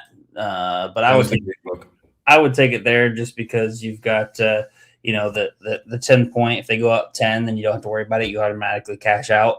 But my cap is solely Troy came in here, Troy Tuning. So you know him from the TCE. But he came in as soon as we were talking and capping this game. It happened to be Troy. So I'm going to be on Troy. I was already going to be on Troy. I will take Troy plus the 13.5. Nebraska wins. They do get their first NCAA tournament win, but Troy covers this number. They've been competitive when they faced Power 4 conference teams, and I kind of include San Diego State in that. I know they're not technically Power 4. However, when they've taken a step up in competition, Troy's really proved themselves. So give me Troy plus the points, and I will not going to sprinkle money line with Troy, though. I think Nebraska wins it. Yeah, more than likely, but Troy could. South Florida, Louisville. Louisville's laying 5.5. So this was 7.5 last night. South Florida for Louisville against South Florida. I played South Florida, or I haven't yet. I'm waiting. I want to. I'll probably have to play the 5.5. I don't know what'll happen. I feel like South Florida's probably a popular a dog. Might have missed the window on this, but South Florida, they've got a great team. This team plays with pace. They play defense. They can score. Louisville, not the greatest defensive team and not the biggest team. Ross Hodge, also his dad's going to be there. First time he's ever going to see him coach. So I think there's a lot of extra motivation for this South Florida team and Hodge to get a win here. So I like South Florida. I'm going to be on the points and the money line for the Blue Bull, or sorry, not the Blue Bulls, the Bulls of South Florida. Yep. I've already bet South Florida at plus 7.5 and plus 225 on the money line. So I know got a little CLV, makes me a little nervous. However, I just like the South Florida team. I think they were severely underseeded at the 11 seed. You got a Louisville team, Keyshawn Pryor going up against his former team. That's a funny little piece to the story as well. Now that you mentioned the Hodgson going back home, playing in front of his dad. But yeah, disappointing that Buffalo, speaking of the Blue Bulls, I know you mentioned the Blue Bulls, that they looked over Brian Hodgson. Hodgson didn't give him a chance, thought he was too young of a coach, didn't have enough D1 experience. And look what he's done. Went to Arkansas State and now to USF and has got them conference tournament champions for the first time since 1990, and they're rolling. I like them. Sneak peek, I like them going all the way to the Sweet 16 potentially. You guys said it best. Got the news of the dementia notice with the dad and just all that. I think they're playing for a lot of pride. You said it with Pryor. Absolutely love this storyline here. And I gave this bet already out Selection Sunday yesterday. USF money line. I already took USF plus the 7.5 as well too, like Elliot said. Wisconsin laying 9.5 against High Point. Over-unders 164.5. I already took High Point first half money line as a little sprinkle, but we can get a little juicy in the full game. Trevor, what are you doing in this one for your boys? Yeah, I'll be on Wisconsin. It's getting down. It was 12.5. It's down to 9.5. We'll let people keep buying. I think, okay, I'm still here. I don't know what kicked me. Whatever, I'm back. Whatever. Badgers. Yeah. Boyd and Blackwell ability to just take over is just something just too much. I mean, I know Wisconsin probably should win this game by margin. There's a chance High Point doesn't. I mean, they can score buckets. So if that's what's going to happen, it's going to be too much. But I think Boyd and Blackwell find a way to get this done. Wisconsin, one of the best free throw shooting teams in the country. It's going to come down to free throws late for this spread here. I think it's down too much. I like the Badgers to win this game by double digits. And if it's, hanging around 7-8, 6-7-8, whatever the hell, Badgers best free throw shooting team in the country. They'll be able to make their free throws and get us home. So I like Bucky minus 9.5. I think through a full 40, it's going to be too much. So let's go Bucky. I'll lay it. Yeah, I already took High Point first half money line and High Point plus 12.5. I gave it out on the Selection Sunday show yesterday. I only had like 6 bets total given out. So that was the double up for the last 2 games that we had here. We're going to take a stab on that first half money line. Flynn Clayman gets it done year 1. And then I do think that they can fiddle out a little bit in the second half in a full 40 against Wisconsin. So that's why, but I also took them plus 12.5. So I don't love the steam, but I'm happy with it. I could cash out with some free money basically. But not going to do that. I still think they can cover the 12.5. Yeah, I'm going to lay it with Wisconsin. I'm going to lay the 9.5. would have probably been on the other side with High Point at the 12.5. So hopefully we can get a little samurai sword sharp and hit like Wisconsin wins by 11 or something, and we can both cash. That'd be fun. But man, talk about step up in competition. I mean, High Point, I think they're the best team that they've played this so far on this season. Ken Palm ranked 105, Illinois, Chicago. So they haven't seen a team like this yet. We'll see. I know it's March, crazy things happen. I do like the over is astronomically high with the 164.5. I would play the over in the full game just because I think that Wisconsin's going to score, and I think High Point is offensively efficient enough to get their own against Wisconsin and hold their own there in that regard. But neutral site is just going to keep me away from that, and especially because Wisconsin's traveling to Portland, Oregon, High Point all the way coast to coast, going to Oregon as well. That's keeping me off of the over 164.5, but I will lay it with Wisconsin minus the 9.5. AC trying to do a little buyback. Looks like he had High Point plus 12.5. Yeah, so yep. Let's go.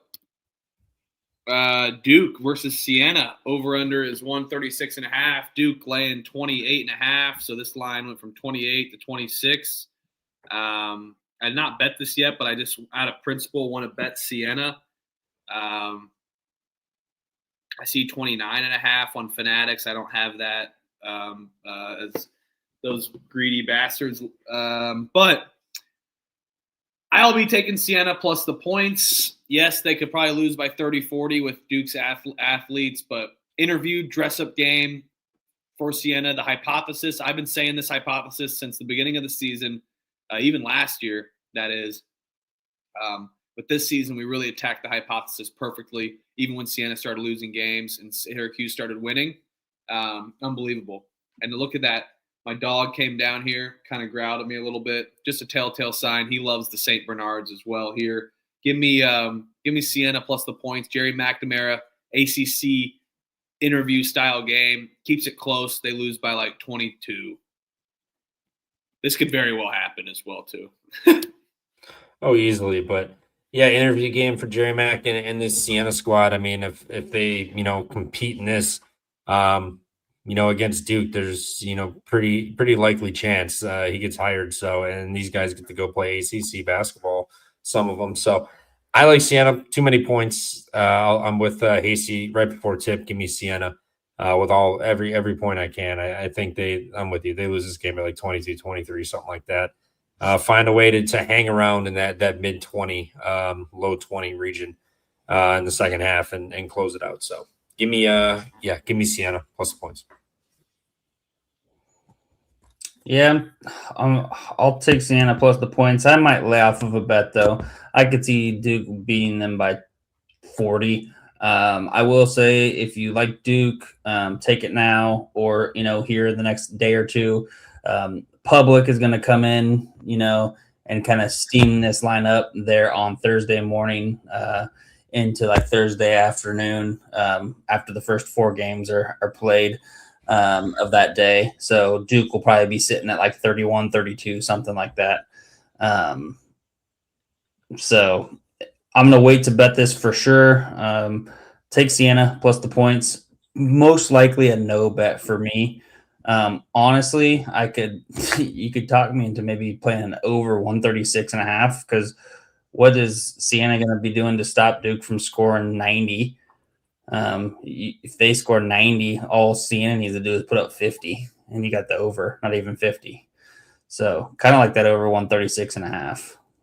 Yeah, I may be an asshole taking Siena, but I'm with you. I'll wait to bet this because this line went from 28 to 26, back up to 28. So I'll wait to bet this as well, but probably an asshole betting Siena. But especially because I'm betting every game. I'm not staying off of it this time. Especially because the public, the public's not going to bet till Thursday. So wait to bet it because the public's all going to be on Duke. Agree. I got to take my dog back upstairs since I let him out. Take the next. McNeese, Vanderbilt, Vandy's laying 11.5. Whoa, 11.5.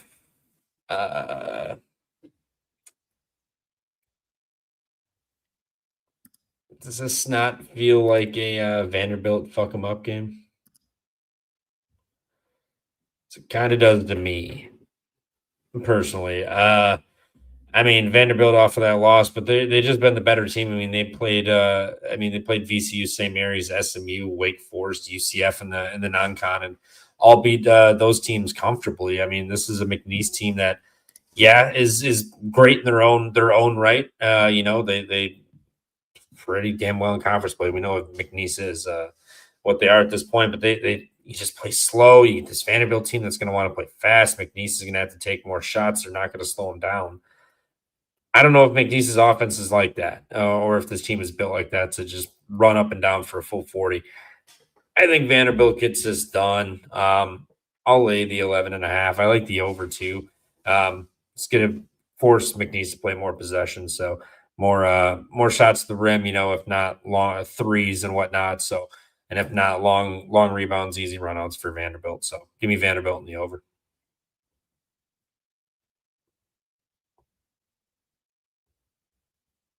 Yeah, I think people are going to get cute with McNeese here. They're going to see that they beat Clemson last year and think, oh, this is going to be everybody's kind of upset pick. So I'm gonna lay it with Vanderbilt. I think they got that loss out of the way against Arkansas, who's been playing good. But I think Vanderbilt rolls. I'll lay the 11.5 with Vandy. I don't like very many of these 12-5 matchups. I think that hot take, all the 5 seeds probably advance here this year. I think we see a 13 seed advance, but I think there's no upset in the 12-5 like there typically is. Typically, people say, 50% of the time you get a 12-5 upset. So 2 out of 4 win, but not liking the chances really on a lot of the 12-5s this year. But I would lay it with Vandy minus the 11.5. I should say I will lay it with Vandy. Yeah, I will take Vandy as well. I think they have a absolute unit.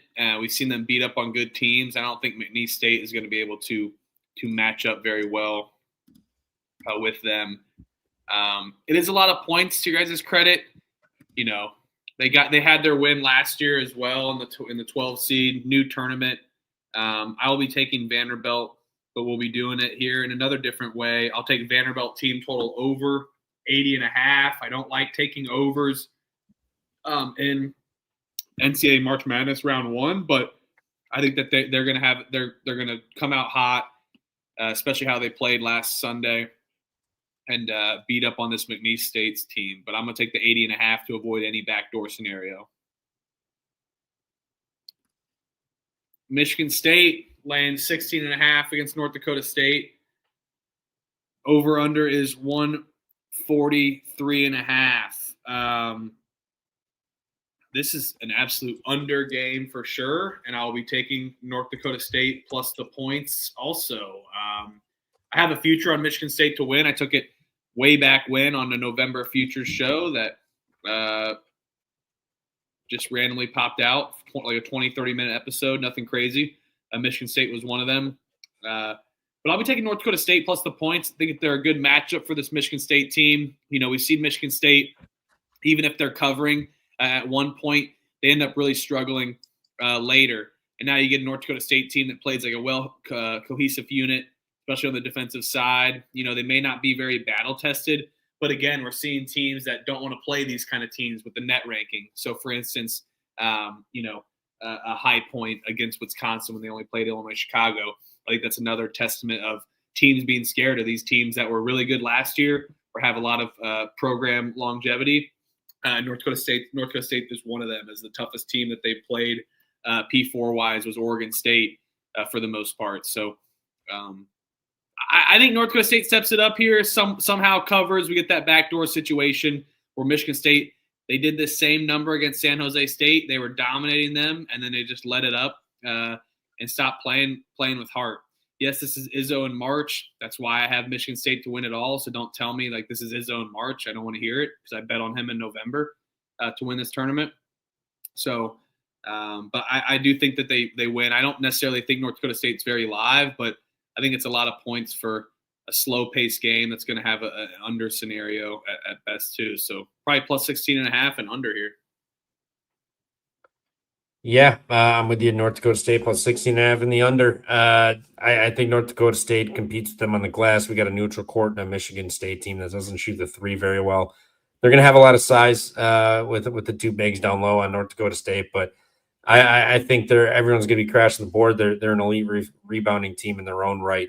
So I don't think they're going to get completely wiped on the glass here. I think it's going to keep them in this game, and I think it's going to be able to take away some possessions from Sparty to help this under and help them keep them in the game. So I'm with the under and plus 16.5 with North Dakota State here. They lose by 13. Yeah, I'm going to be on the under 143.5 here. That'll be my play. I don't. I'll take the plus 16.5 as well with you guys.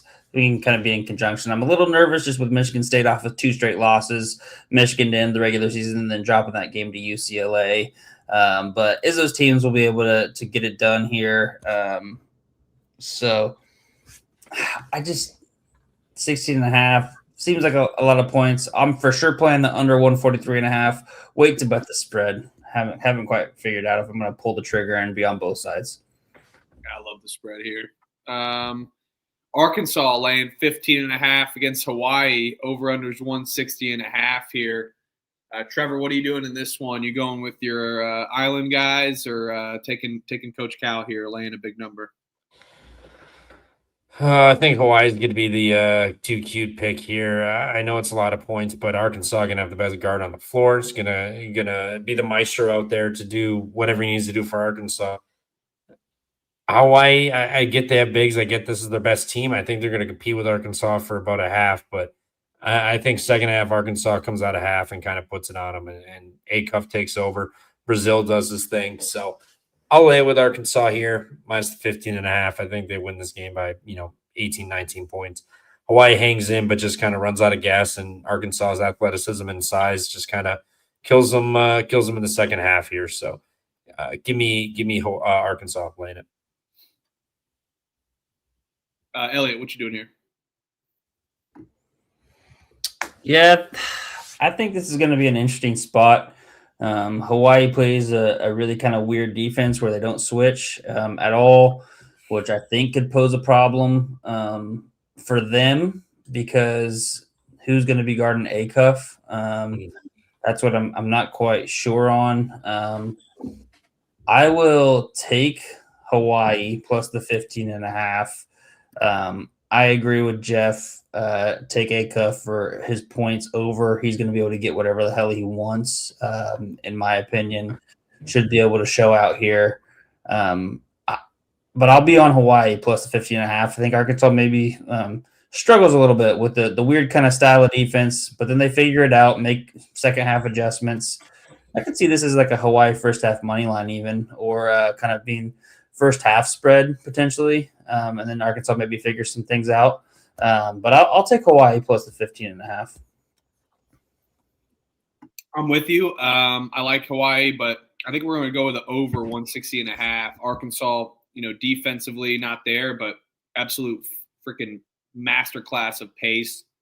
I think Hawaii's going to be able to hang in. So I do like Hawaii first half plus the points as well. I think they can hang tough, but a full 40 minutes against this offense is a little scary. And even if Arkansas blows them out and does cover this number, I think that over's up for play too. Because I think Arkansas will be a team to score 90, yes, even on a neutral at 4 o'clock or whatever, 6 o'clock, whenever they play.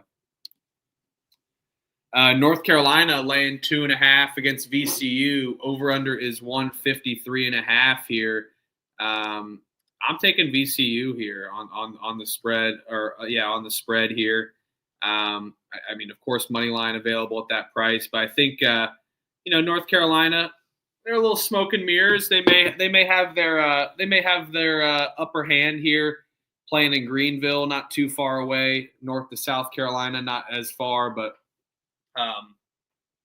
we've really seen North Carolina struggle, and I think that loss to Caleb Wilson was a major blow to this team, or morally and just as a whole unit.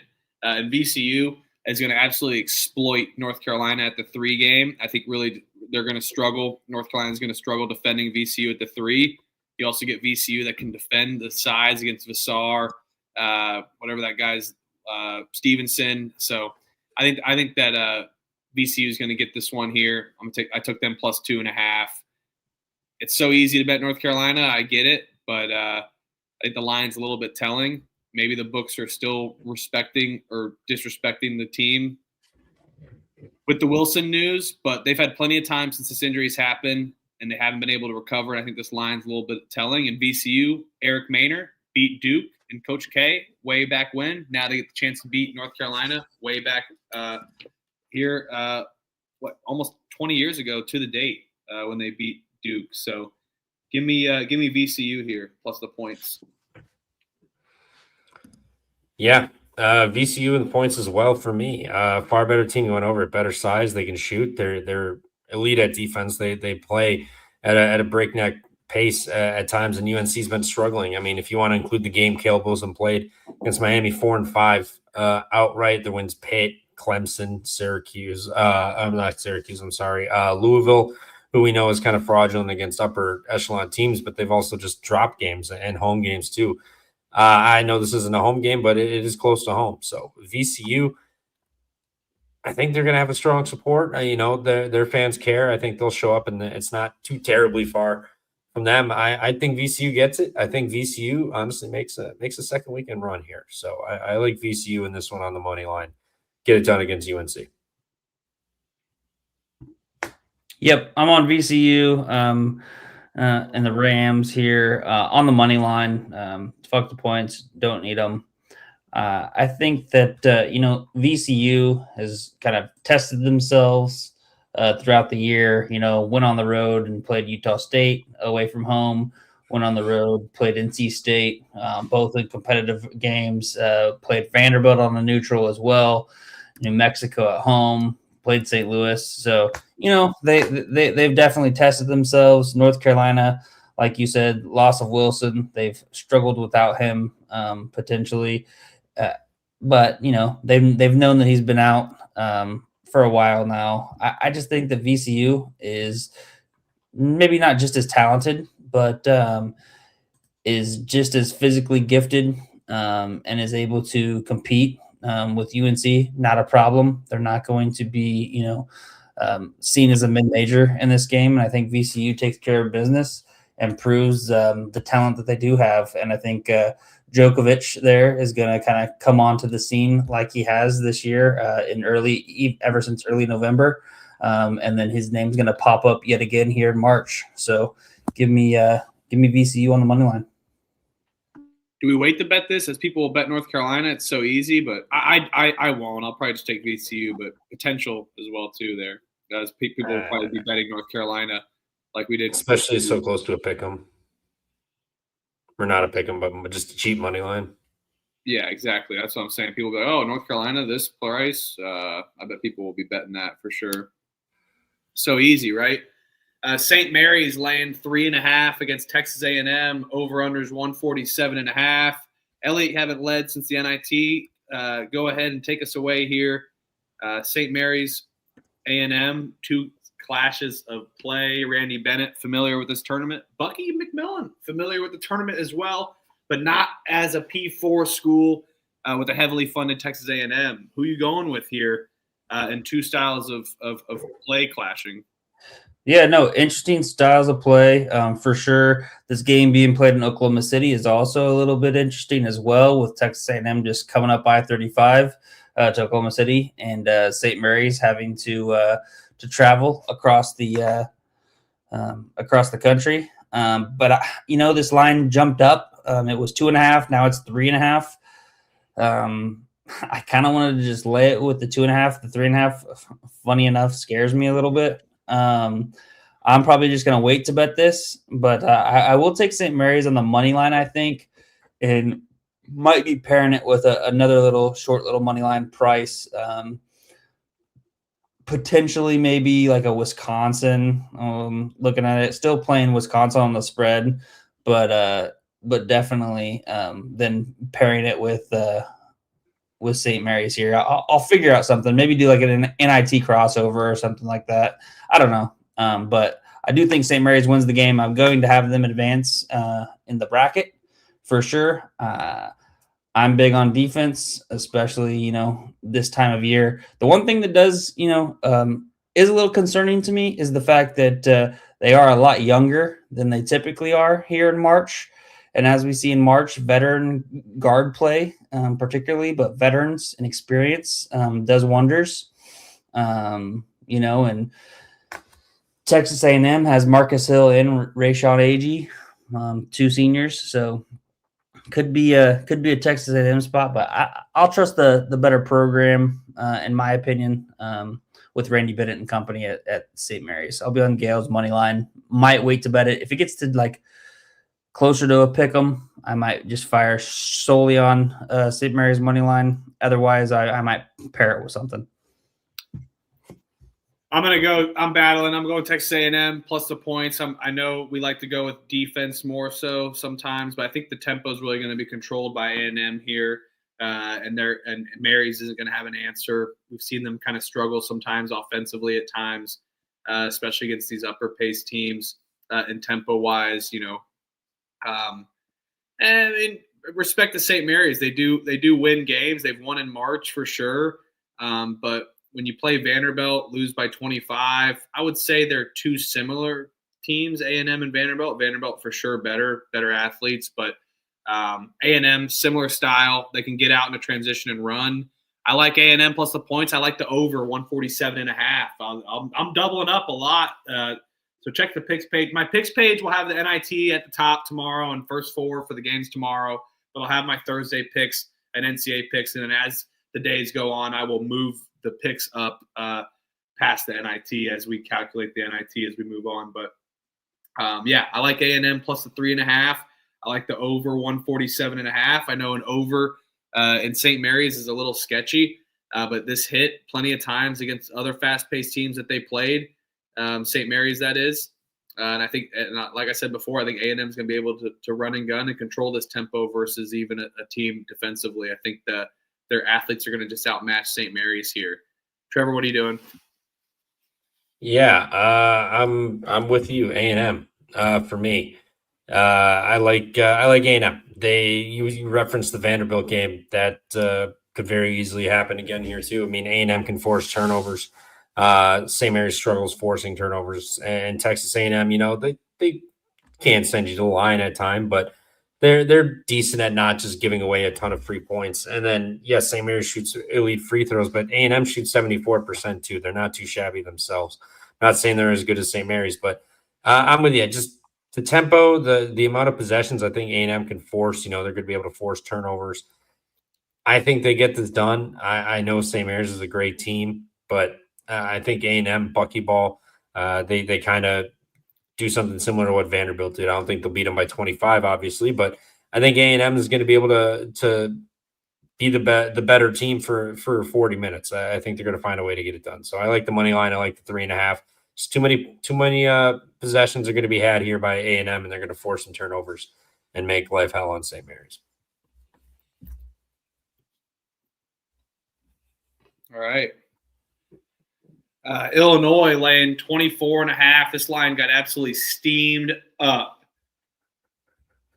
This line was sitting, I think, at like 17, 18.5 or something like that. Illinois, I can't remember what, 16.5 even. This line got moved.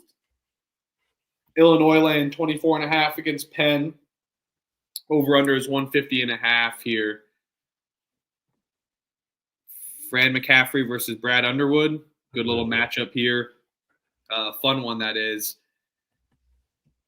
Not really a fade the buzzer beater motion because it didn't have to. The buzzer beater went to overtime. Illinois, their size, they've been able to beat up on these kind of teams, but I mean, it is a lot of points to lay that many as a 4-13 matchup or 3-14. Sorry. So, what are you guys doing here on this one, Trevor? What do you got in this one? You laying it with the big one or taking Penn? Yeah, I'll take Penn. Brad Underwood, Fran McCaffrey, they know each other. I don't think Brad's going to be the kind of guy that's going to beat the piss out of this team.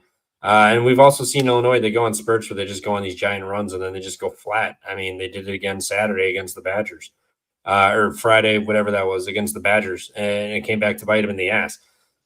Penn can hit, if Penn can shoot threes, if they can hit them, they're going to hang in this game. If not, obviously it's going to be a blowout. But I just don't think Illinois plays a complete focused 40 minutes against Penn here to kill them by 30 points. I think Penn backdoors this, loses by 21-20. Underwood and Fran know each other. I don't think it'll be a ridiculous blowout. I think the lines move too much. 8 points, that's too much of a movement. Yeah, I don't love getting on the late number, but I don't think Penn's going to have an answer for Illinois here. So I will be taking Illinois. Don't know if I'll bet that. Their team total over/under is 63.5. Grab the over with me. I'm taking the over 150.5. I like the same cap as Siena Duke a little bit, I guess, too. Penn plays with pace. I think they're going to be able to hit somewhat of their shots. Illinois, we've seen, can be a little suspect on the defensive end of things, especially if they know that they're going to be able to get whatever the hell they want offensively. So they're going to kind of, be able to run that score up. And I think that Penn is going to be able to score with them a little bit, just with the fact that they play with some pace as well. So I will take, I know Illinois slows it down a little bit, but when they're going to be as efficient as they are offensively against Penn, I think that bodes well for this over 150.5. Yeah, I like that. This one I'm unsure of, so I'm either going to take Illinois' team total or the over. I think Penn won't have an answer, really. The team total under for Penn is nice and all, but it's at 62.5. I'd hate to see that just creep over a little bit. Just a little bit too low for me to bet the under there. So, yeah. Check the page on this game. It's like 80-50 with like 5 minutes left, and they let Penn score like 20 points in the last 5 minutes. Something stupid like that. Georgia laying 2.5. I see 3.5 some places. Over under is 169.5. No. I'm taking Josh Schertz in St. Louis here. Again, first half under, even in this scary ass game, we're going to take the first half unders. But I'm going to take St. Louis plus the points here against Georgia. Both teams, massive amount of pace. Yes, St. Louis kind of struggled a little bit down the stretch for the most part. But they fought hard against Dayton, lost a tough one, and even came back in some of their losses, while Georgia really had their struggle in January and against some of the other top NCAA teams. They looked horrible against Ole Miss. I think Georgia plays good with these kind of up-tempo teams, but we've kind of see them struggle against these up-tempo teams outside of Arkansas when they won at home way back when on January 17th. So I think Georgia really going to have an issue here, even in Buffalo. St. Louis extended Schertz. I think it's going to be a nice move for St. Louis in the future. They're going to dump some money into this program. I think an NCAA tournament win is what they're hoping for, and then we get to see Robbie Avi back in the NCAA tournament. It's going to be a special name for March Madness. People are going to know and love them, even though we've loved them forever. Give me St. Louis. The vibe is just right in this one against a Georgia team that we've seen before do this and kind of shit the bed a little bit. So let's go. Come on, St. Louis. Let's get it done. No, I'll take Georgia. Everybody and their brother is going to be on St. Louis, and this line is moving towards Georgia. I mean, St. Louis has looked vulnerable down the stretch. They're leaking oil the last 3 games. Well, the Dayton game, they were up big, blew that lead, but the prior 2, they were down big and needed big comebacks, and the Mason when they didn't come back. But they were down big out the gate, and then they followed it up and going down big out the gate, and then an all-time collapse to get that done. And then Dayton, they were up big and they blew that game. They're kind of leaking oil here. Georgia can hit, if they're hitting the shots, they can hang with Salou. Seal or whatever for Georgia. He played minimal minutes last game. I think I remember like a notification about him hurt or something. So something to maybe monitor. He only played 14 last game, so something to keep an eye out for the big man. But I just think Georgia, power school, they got better athletes. They'll be able to make shots. I know St. Louis is a fun story, but they've been leaking oil down the stretch here. If they fall behind big again early, I don't know if they'll be able to come back this time. So give me Georgia laying the points. Yep, battle for me. I'll be on St. Louis and the Billikens. Prove it game for them. We get them, a lot of seasoned veterans there, including Robbie Avila, but then also Dion Brown, another senior guard who comes over from Boston College. So I just think that Josh Ertz, better coach, in my opinion. You got two teams that play super fast pace, should be a lot of points scored. Even if they get down, Georgia can go through those periods of time where they don't play defense. If they miss a few shots, they can shoot St. Louis right back into the game. So give me St. Louis on the money line. Fuck the points. Yeah, let's go St. Louis. Shirt's pissed off still about his no bid to the Indiana State team. That Indiana State team would be a 7 seed in this tournament, by the way. He signed an extension already. He doesn't got to show out for nothing. Well, you know what? Perception is reality because I think differently on that end. So I think he will want to show out on that end. Gonzaga laying 20.5 against Kennesaw State. Over-unders 154.5. Trevor, I think you bet the full game under on the selection show yesterday. I gave it out. I bet it when it opened. I got 154.5. So if you listened to me last night, you got 157. Props to you. Congrats. Nice. I did not. I got where the market leveled out at. So still play it. I mean, it's Gonzaga unders neutral court here. Huff probably not going to play. I don't think I was hearing rumblings or whatever. And if he does play, he's going to be very limited. I think it was more towards second weekend he'll probably play. So know him, and they've been playing more defensive, slow, and not scoring as many points and letting up as many points. So neutral court. Given that, this will basically be a home game for Gonzaga as well. I'll take the under 154.5.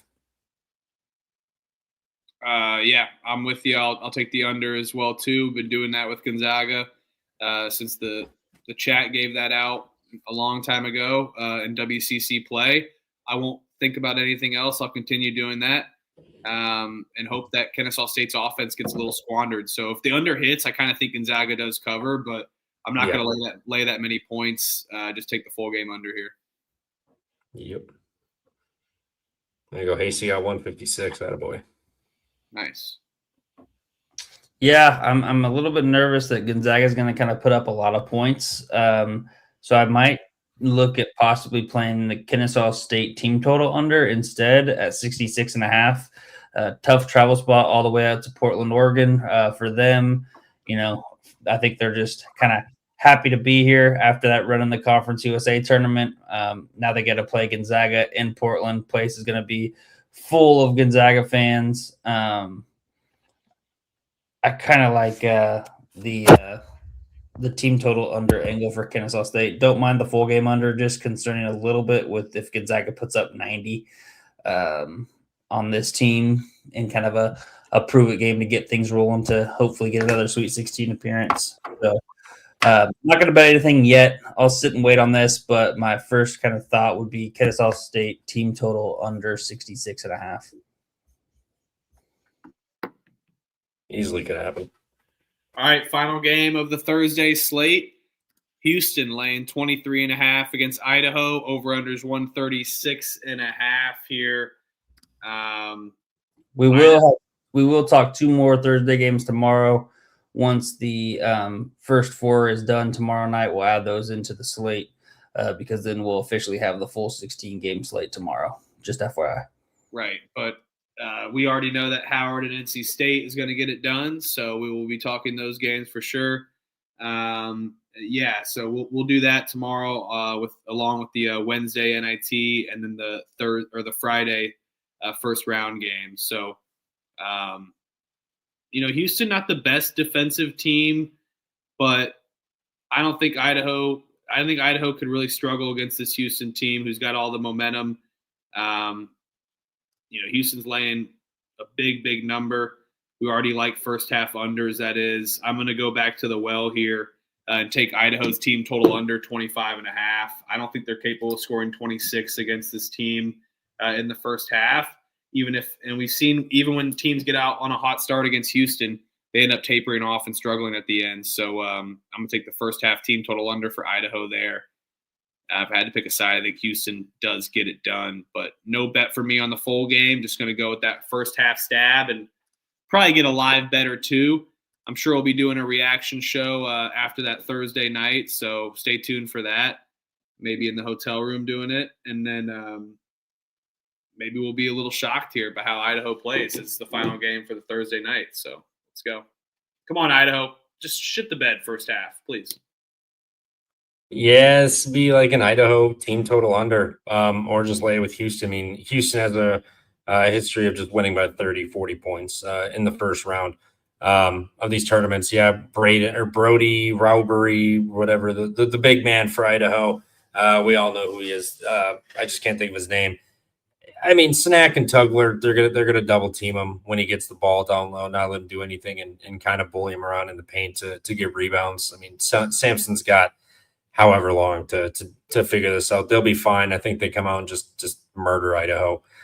Good season, but tough draw to play Houston in a tournament, especially when it matters now. I think we're about to see another level from Houston. Give me Houston in a blowout here in Idaho team total under. Give me 51-81. Houston wins. Yeah, I will be on first half team total under 25.5 for Idaho, and I will lay it with Houston. Revenge tour for them from last year. They set the precedent. They've got some seasoned veteran guards mixed with some good freshmen.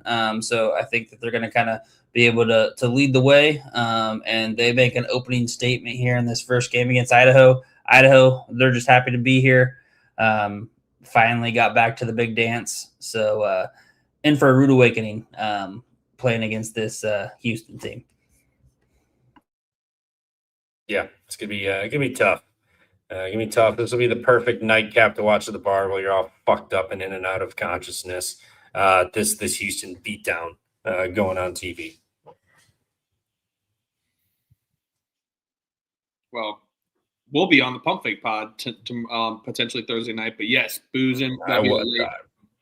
What's up? I don't know if I will be. I'll be at the bar since like 9:30 in the morning. I'll do my best. All right. Well, we'll still be going. I'll be boozing as well after my work, but I do have an early flight Friday. So, yeah.